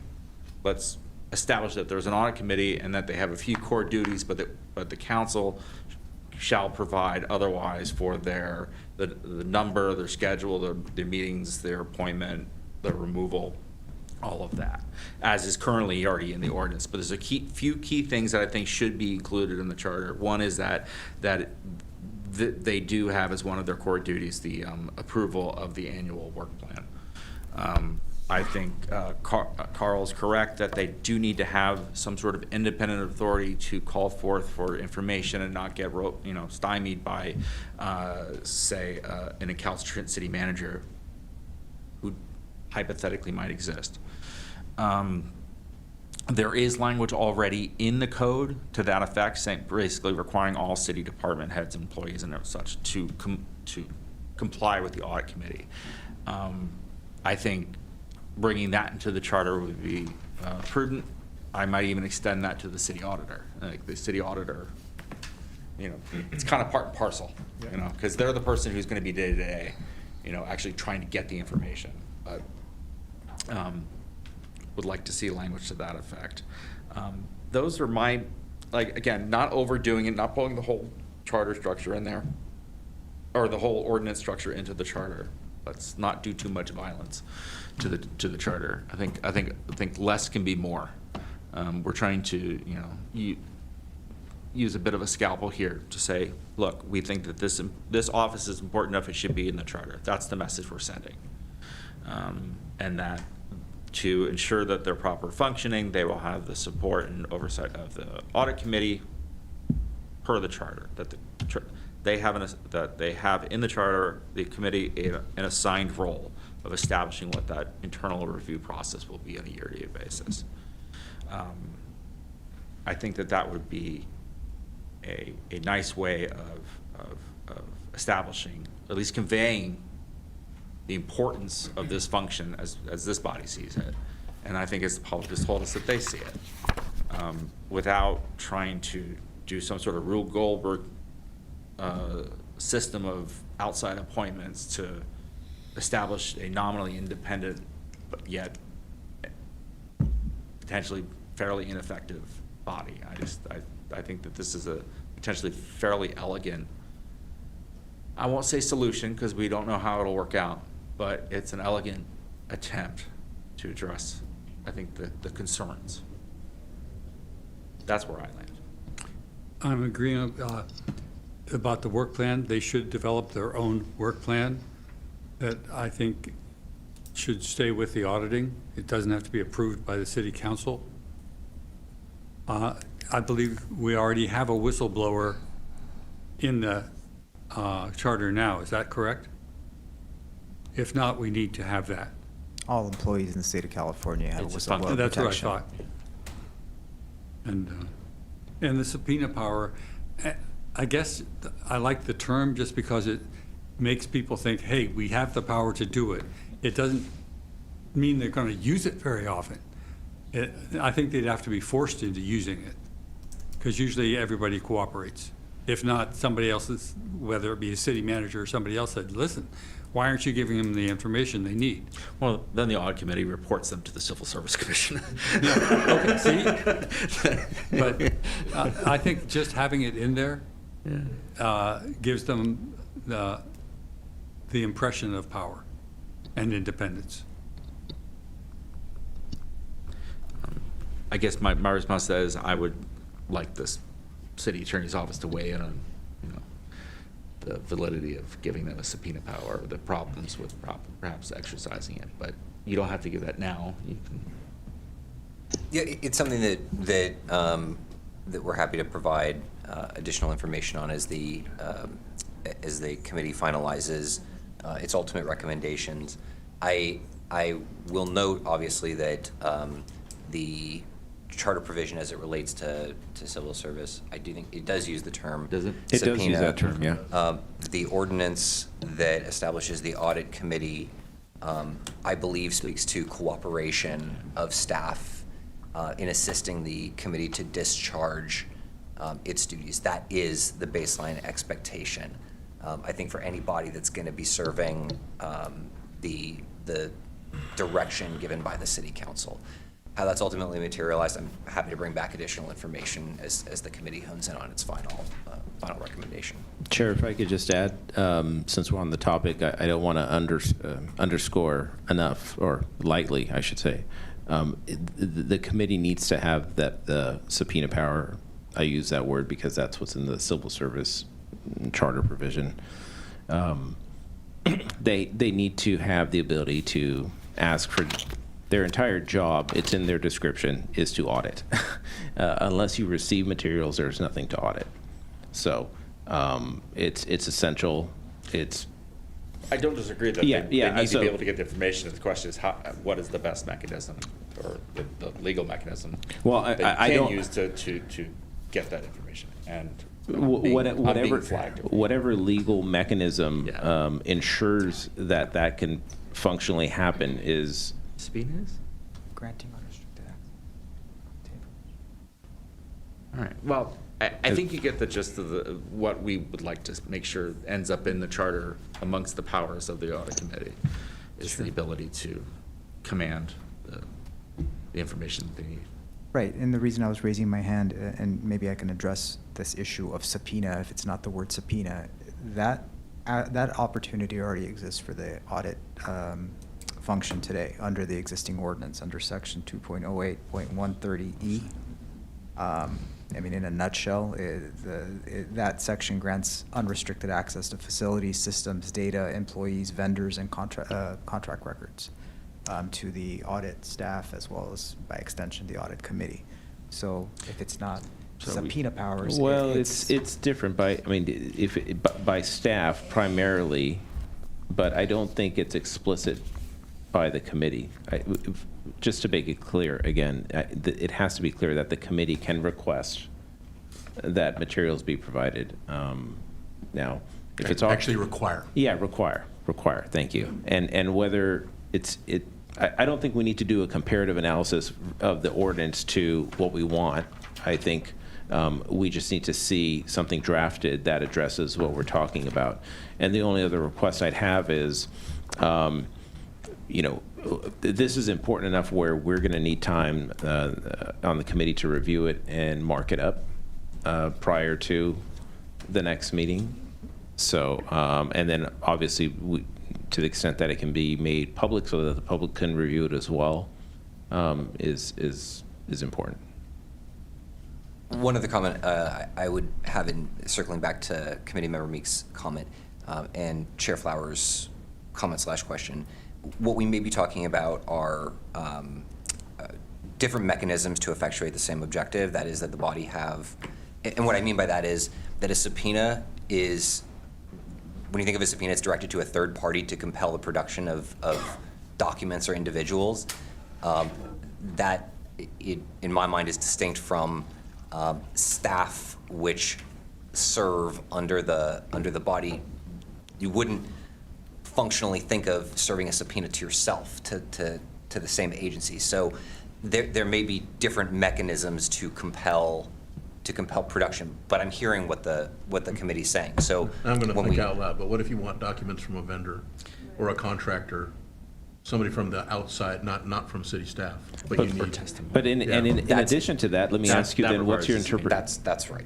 Then in addition to that, and you bring up a very good point, but then what is your interpretation of the language as it's used in the civil service context? Don't know if you, that's not directed to me. I'm going to shut up. So just in very limited fashion, I will say that, by way of example, the Civil Service Commission holds disciplinary hearings, right? They hold hearings concerning individual actions related to individuals' employment that may compel the production of documents or the attendance of witnesses. And I think that that's what the subpoena power codified in the ordinance is intended to effectuate, not for the chief examiner to appear before the commission. I don't think that that's the intent of that provision. That person already staffs that body. I don't think it's intended to bring the staff members who serve the committee before it. So is it intended for third parties? That's what I'm saying. That's how I see it. But what I'm saying to the committee is that we will look into the mechanisms to bring documents and individuals before the body. Nonetheless, Carl's point is very salient. There are situations where you would want information from third parties, even in this context. Sure. Yeah. Okay. Great. But ultimately, you're talking about going to court to compel it. Yeah, I mean, it's not a simple process, but whatever the language is, I guess I'm going to get off subpoena because there's some language in the ordinance, but whatever the language is that allows us that group to get people from third parties, internal, so that so that they can do their function. And if they need to bring something forward that's not on a work plan or not suggested by somebody that's independent of them, that they have the authority to do that. And I just want to make sure, kind of like the whole ordinance doesn't need to go into the, into the charter, but I want to make sure enough of it goes in there that those duties and powers are enumerated, that it can't be changed somewhere, without Yeah. changing the charter. So, yeah, we won't draft it right now on the fly. We'll let you guys draft it, and we'll take a look at it. I do, just from an experiential standpoint, being on the audit commission, I do want to just pull back and make sure that you're all aware as you prepare the language. I do believe that we have the authority to ask for certain things. I do believe we can pull things out of items. I want to be really clear. It's not like we're just sitting there and we're not able to do anything. We have authority that we are told and trained. That authority is not, for whatever reason, I can't know all the history. That authority, yes, indeed, has not been acted on over the years, from what I can tell. I haven't dug deep into that to be factual. Remember, I said this is experiential. So, but what I can say to you is that adding an independent city auditor into the language and putting the audit committee in the language will give that commission more authority than you realize. So in terms of us having to go deep and back and forth, it will empower us to be able to enact simply by those two moves alone.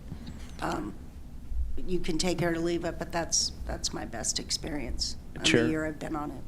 Yes, Paul. Are you ready to entertain a motion? I would like to hear from Rachel first. Sorry about that.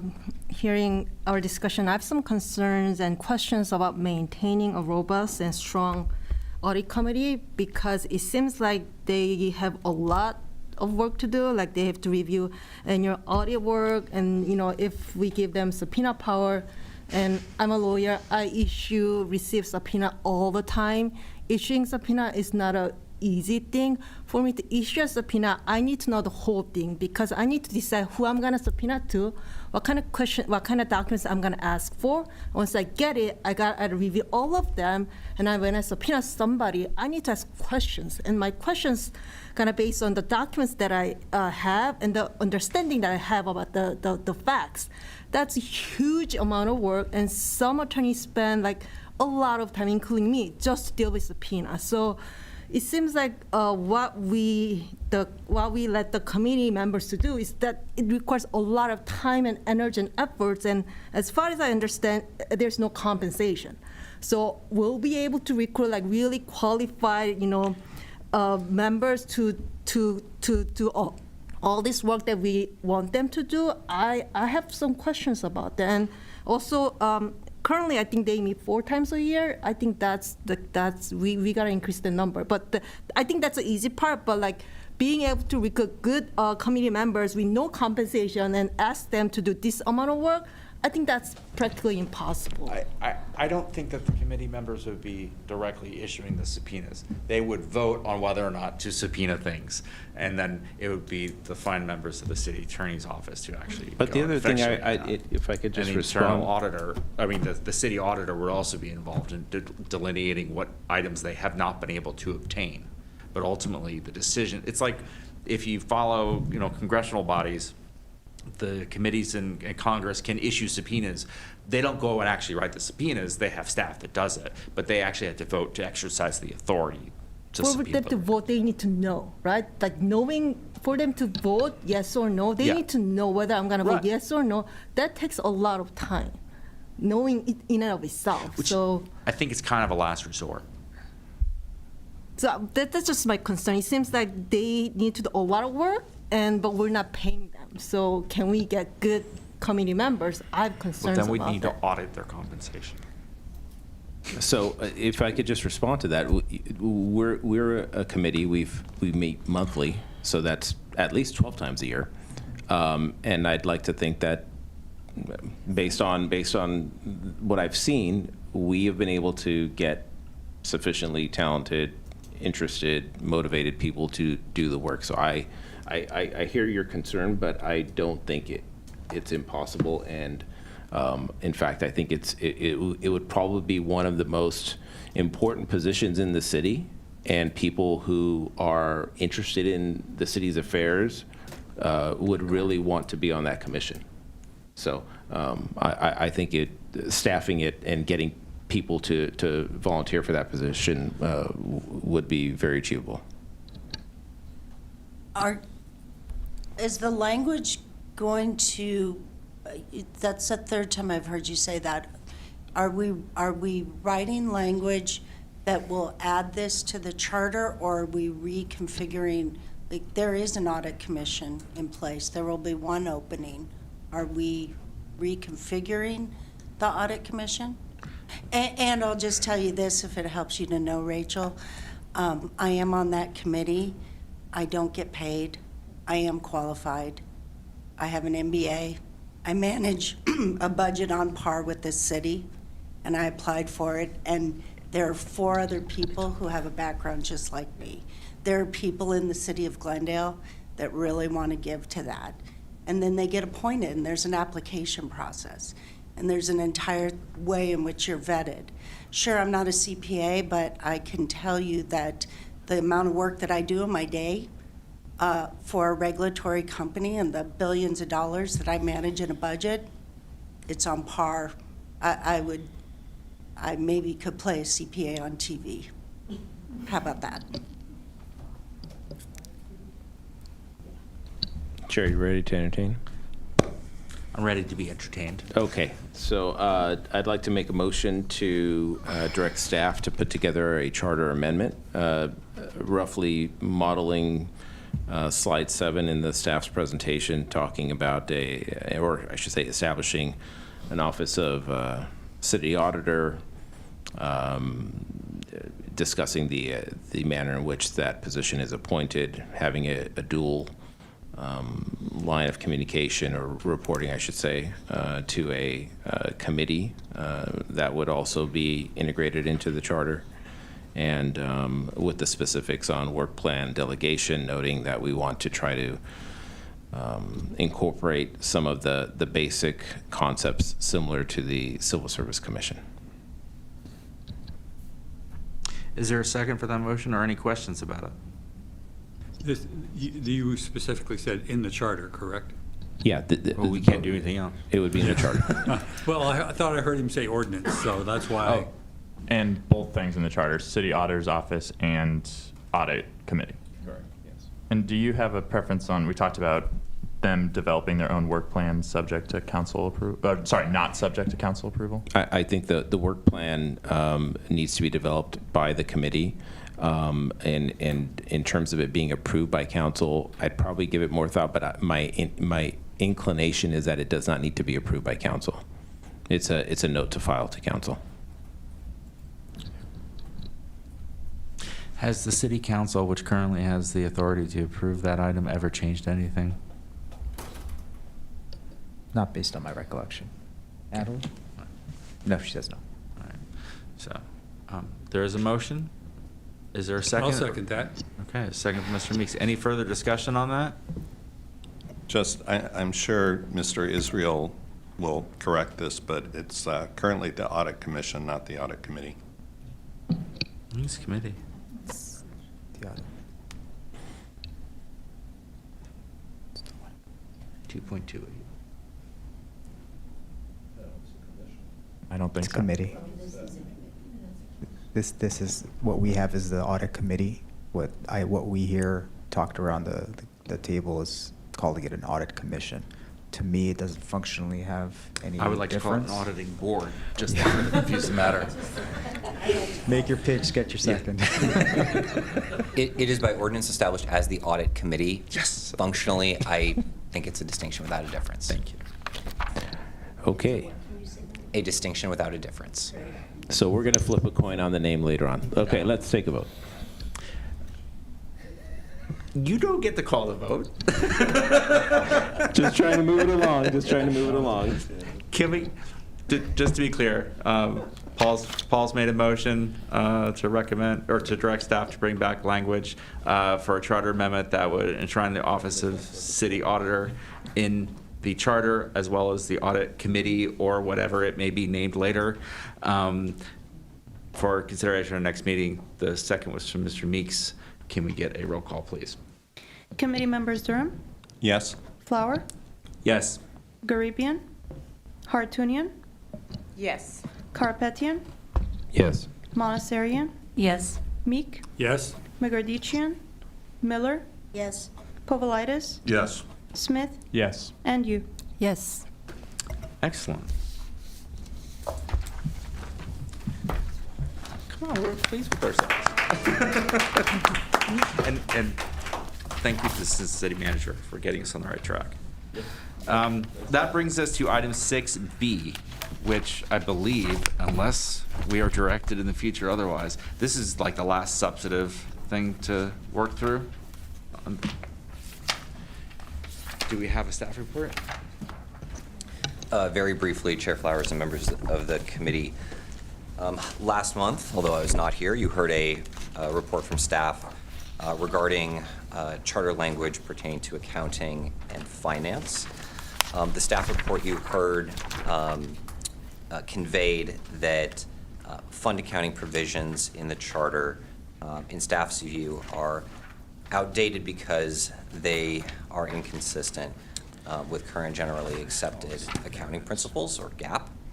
The presentation that you received last month focused upon 10 funds in the charter relating to the general fund and the electric and water utilities, and that the outdated nature of those provisions are both, as I said, inconsistent with GAAP, and as a result create inefficiencies for the city's finance department. The committee requested that staff return with specific recommendations to modernize the fund accounting provisions, and that's what you have in front of you as Exhibit A to the staff report. Two other pieces of the staff report. Exhibit B, you have cleanup of fiscal administrative provisions. For instance, provisions governing petty cash payments that are, in staff's view, unnecessary and outdated. And so this is viewed as a cleanup provision by staff. And then in Exhibit C, you have a recommendation with respect to lowest cost bond pricing and the city's ability to negotiate bringing bonds versus requirement that bonds be sold only at a public sale. That is my very brief high-level summation. The city's finance director, Jack Liang, is present today, should you have any questions regarding the staff report or particular recommendations. Any questions for staff on this one? I have one question. In Article 25, I believe, Section 22, regarding the transfer,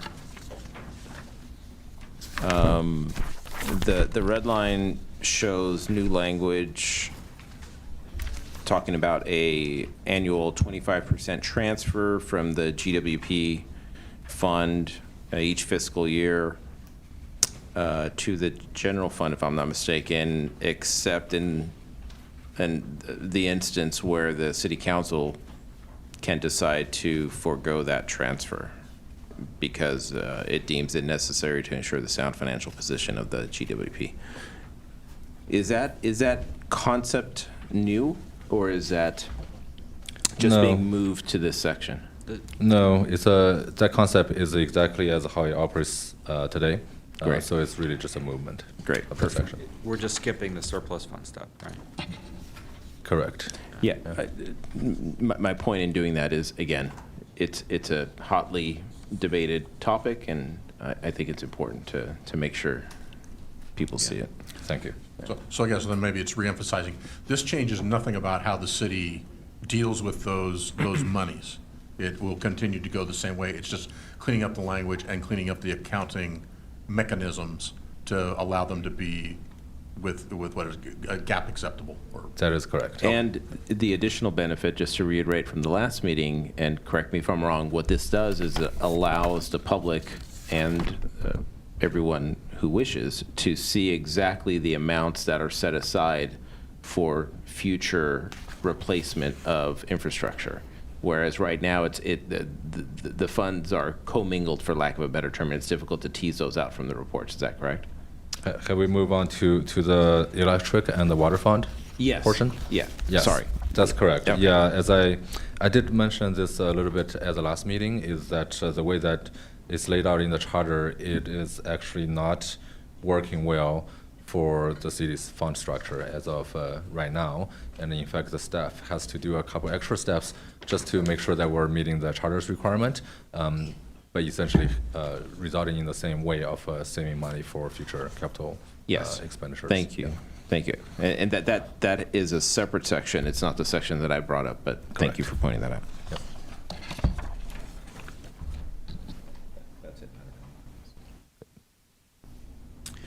we taking these as a batch or as a? Well, I had one question before we talk about, and we have to No, get. I'm not public wanting a comment. motion. I just want to Okay. know, are we doing these all three? Because I wanted to ask about bonds, but if we're going That- to do bonds separately. I wanted to ask about Then bonds. ask your question, I'll ask behind you. Because I don't remember this ground being covered, and I'm not saying you didn't cover it, I just don't, I may not have remembered it, I'm not a bond attorney. As I saw in Exhibit C, there's really the one change, it's basically allowing for a negotiated or competitive process instead of a public sale only. Can Correct. you give us a high-level overview of what the problem is currently, what the benefits are to doing this? Well, it just offers us additional options when it comes to issuance of bond to get better terms, essentially. And again, I don't self-proclaim as a bond issuance expert, but I have personal experience from the municipal side issuing multiple bonds. And we always have the bond counsel to advise us from the legal perspective, and we also have a financial advisor to advise on the market and the financial perspective. And oftentimes it depends on the market and the sentiment of the investors that are out there interested in investing in bonds. Sometimes the competitive sale give you better advantage in terms of rates and terms. Sometimes negotiated sales give you better advantage. If we have a low interest, for example, you might if the market is kind of skittish in terms of investing in a volatile time, you may actually get very low responses when it comes to a competitive sale. And even though if you try to go out, you get 2 or 3 offers, that may be what you say, those investors that say, I really don't want to invest in this, but if I can get this much, I'll put in a bit. And then you're stuck with basically a not so good term of a bond. On the contrary, if Yeah, you so were what to are you negotiating? I mean, if it's not a straight competitive. mostly public rates, you talk about rates, you talk about terms, bond covenants. It's those are the things that you can negotiate with specific investors. And oftentimes they're more interested when they're learning more about your organization, learning more about your, what you're trying to do with the bond, the proceed and everything. It make both party feel a little more engaged in that kind of environment. So that's at a high level, in I a see. nutshell, I can tell you the difference between those two. And honestly, the city's intention, if we were to make this particular change, is to pick and choose which method is going to give us the best outcome for each bond sale, and really use the method that will give us the best outcome. How's that decision made, and who makes that decision? And oftentimes, the first step for us to proceed is to get an analysis from our financial advisor, bond advisor, of the market sentiment, and then they will kind of give us, just like what I have shared with you, is how confident are the investors out there?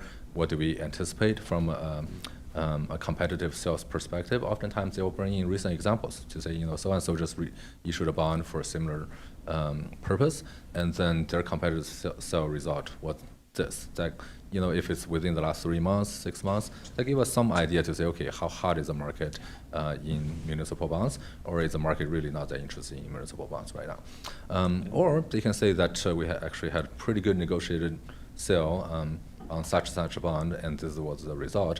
So that give us some information, and nothing is ever 100%, but it give us the most likely scenario to get a good, favorable term. But whose discretion and how? So those are the inputs in terms of the the data from the market that comes in. Mm-hmm. But how is the decision made in this scenario? Is it the discretion of the Director of Finance? Does it have to go to, through the treasurer? Does it get reported to council? Yeah.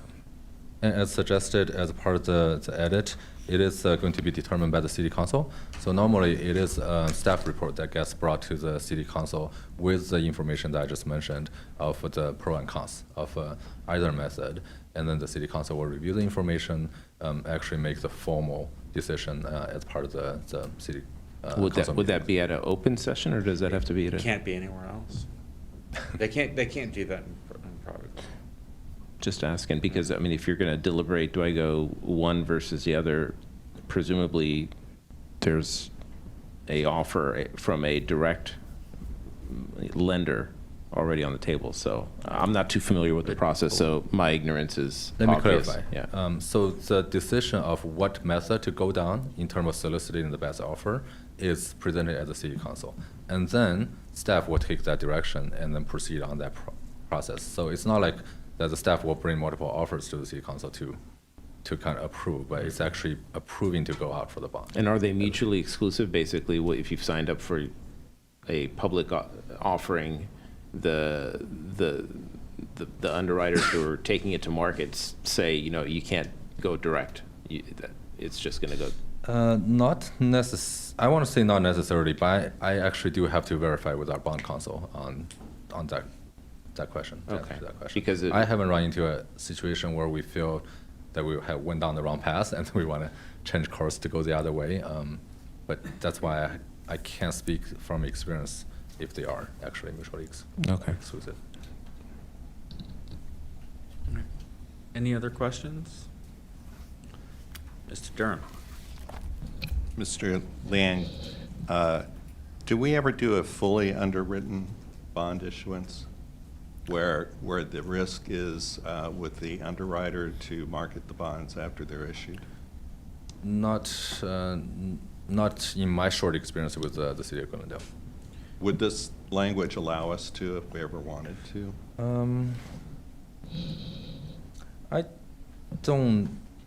I don't think that's the intention of this language, to kind of have us proceed down that path. It may not be common with municipal bonds anyway. It's not. I'll tell you that, in my last 15 years of experience, I have not seen a situation like that, either both in the place where I work at or versus Thank you. where I've seen. I've seen it on the corporate side, Right. but, okay, thank you. Yeah, I know what you mean.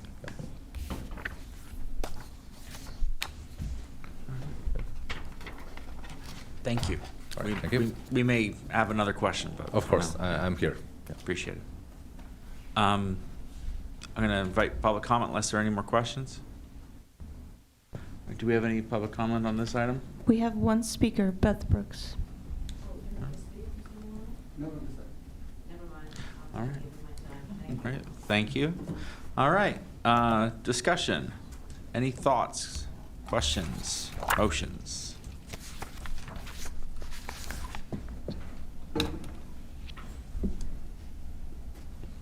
Guess I'll weigh in. Please do. I'm good with the cleanup changes to the charter language on the water and electric utility and the transfer to just get that modernized with the understanding it does not change any of the way that, any of the actual, if you will, numbers or mechanism, or it's going to change the mechanism, but it doesn't change the overall result of how the system works. It's just modernizing the language. I'm good with that. And I'm not an expert in bonds. It's been a long time since I've ever had to deal with it from a commission standpoint, a long time ago. But I think I'm good with that because that's not exactly a simple process of issuing bonds, and being able to get the best rate for the city may require one path one time and one path the other. And I'd hate to lock us into a path that ends up costing us as taxpayers money because we don't get the best return. Yeah. I think to the finance director's point is that it's a combination of things. It's the covenants, it's the rate, it's. Otherwise, you're presenting it as a take it or leave it, and people Yeah. will evaluate it and decide what they want to pay. Yeah. So, I mean, I'm supportive with these cleanup changes also. So is that a motion to recommend these changes to the charter? So moved. We have a motion from. Second. And a second. Any further discussion? If not, I'm sorry, could it be clarified, is this all or just part? I was taking it as the whole thing. The whole thing. As I presented? didn't think that's what I heard from Okay. our vice chair, but I could No, that's just, I just want to make sure, because he was asking about bonds, because I wanted to make sure we were taking it as a package to make sure we talk about the bonds before we did a motion, or if we were going to take them 1, 2, and 3. I'm good taking them as a package since all the information's been presented to us. So the motion is to approve all 3. And then there's a second still? Yes. Okay. Can we get roll call, please? Committee members Durham, Yes. Flower, Yes. Garibian, Hartunian. Oh, Yes. pause. Mr. Smith stepped away for a moment, and I just noticed he had left. He is not here. Can we hold the vote open? We can. Sure. They do that in Congress. Yes, they do. You just talk much slower. Yeah, okay. Can you continue with the roll call, but just slowly? Hartunian, Yes. Karapetian, Yes. Monasterio, Yes. Meek, Yes. Megerdician, Miller, Yes. Povolitis. After long and due consideration.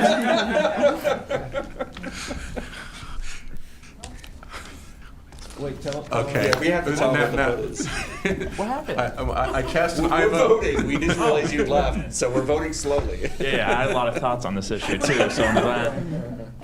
So, I said yes. so the motion on the table Apologies for the. is to recommend the charter amendments as presented by staff, the entire package on this item. all the- Fantastic. Okay. So, Smith, Yes. and you. Yes. all right, the motion passes. Thank you all very much. Okay, so we're closing in here. We never have any reports of information, don't surprise me now. Future agendas, I imagine on the future agenda, we have one item right now. We have the city auditor's audit committee amendment language to review and to restate what Paul said. I think we'd all benefit, including the public, to see that sooner rather than later, so we can actually, because I think there's going to be a lot of thoughts about this one. And then I thought we were hoping to hear back from the council. There was going to be a package going to the council, but it hadn't happened.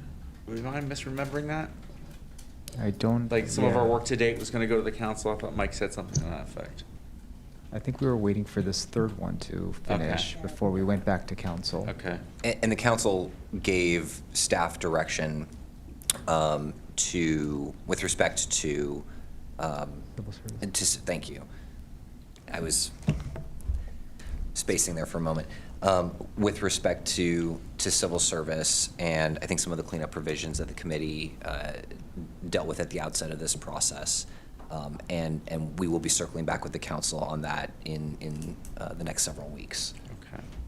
So for now, though, our agenda is we should only anticipate the audit committee, but there may be. I think the only thing to anticipate is the audit committee and the general cleanup of the random bits throughout the entire charter. Yeah, so at some point, we will get a complete report of our activities at the very end, summarizing everything that that's our work product. You're talking 2 more meetings then. Yeah. I know that's where you're going, so that's what I'm. I mean,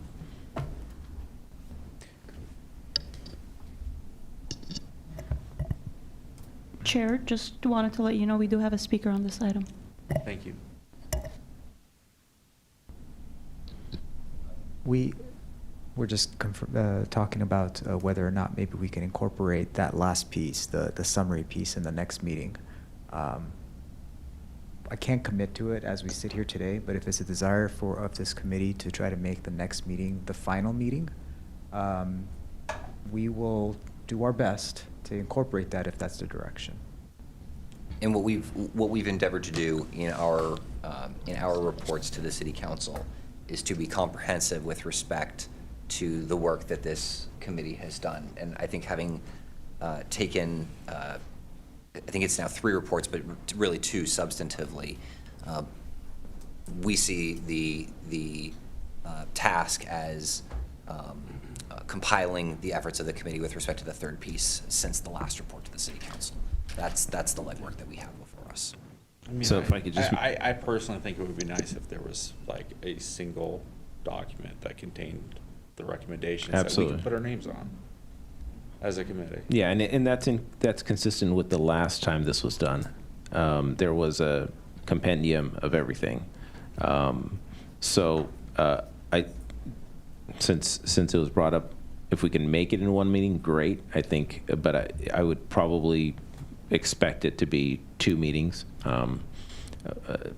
But if we get the report sooner, we're going to have that to review plus the audit to review. And I think it's a tall order to get it all done in one meeting, but it could certainly be done in 2. What if I bring snacks? I'm just kidding.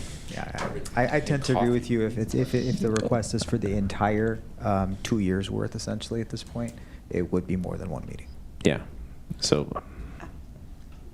And I may not be in town, just because it's summertime, some of us may be away too, to compile, and also work-wise too, so maybe give us at least another meeting. Yeah. I can probably appear by Zoom, but just to compile all of this, I think some of us also need to, especially the people writing the language, also need some break. It's been a heavy year for them too, but just, I wanted to comment. But let's have a target. Again, I'm throwing this out. No, we'll wrap up no later than September as a goal. All right. We have a speaker on this topic, so they may want us to keep going. Speakers? Herbert Milano. Thank you. Okay. You don't have to use the whole 3 minutes, but. Thank you. Thank you, Chair Flower, members of the committee. My name is Herbert Molano. I want to present to you several significant problems that we have had in the city of Glendale for the past 25 years. And there are 5 that I'm suggesting for this committee to take up. 2 are very short and easy. The first one is to require a minimum solicitation period for RFPs of 30 days. This idea of having it shorter than 30 days where you can actually, so we say, pre-select those who actually know how to respond to an RFP. Now, 30-day minimum. The same thing with mandated minimum posting period for job vacancies. Those job vacancies we talked about today with regard to the audit positions, they were open up for 13 days.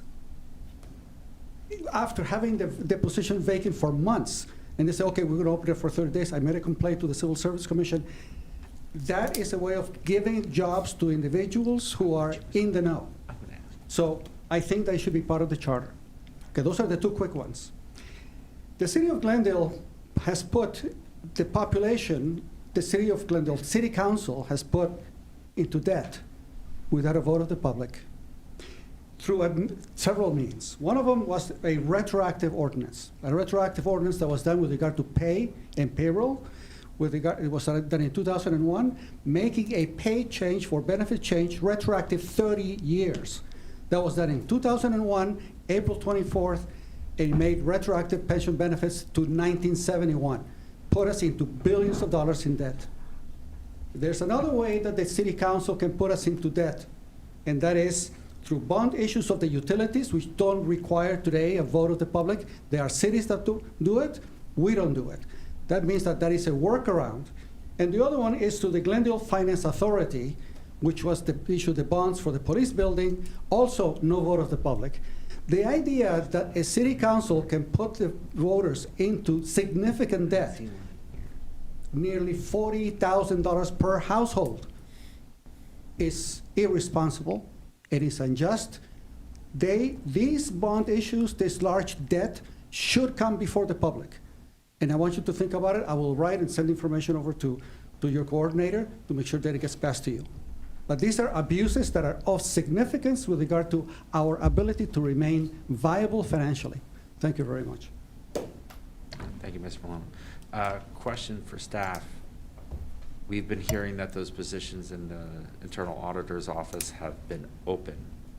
and you've been recruiting. Is it true that it was only floated for 13 days? No. Again, I'm not sure where the information comes from, but those positions are currently still active. We just received 2 additional applications, I believe, this afternoon or sometime today, and we'll continue to stay open while we continue to vet out the applications. The whole idea of doing it as a continuous recruitment was to make sure that we weren't losing ground. If we have a great candidate or a great list of candidates, we would move forward with the actual selection process. I mean, there's really not much more I could say about that. I'm not sure where this misinformation keeps coming from. All right, thank you. Answered my question. All right, that brings us to item 9, adjournment. Since it's on the agenda, I don't think we need to vote on it. We are adjourned. Happy 4th, everybody. Thank you, everybody. Yes, yes.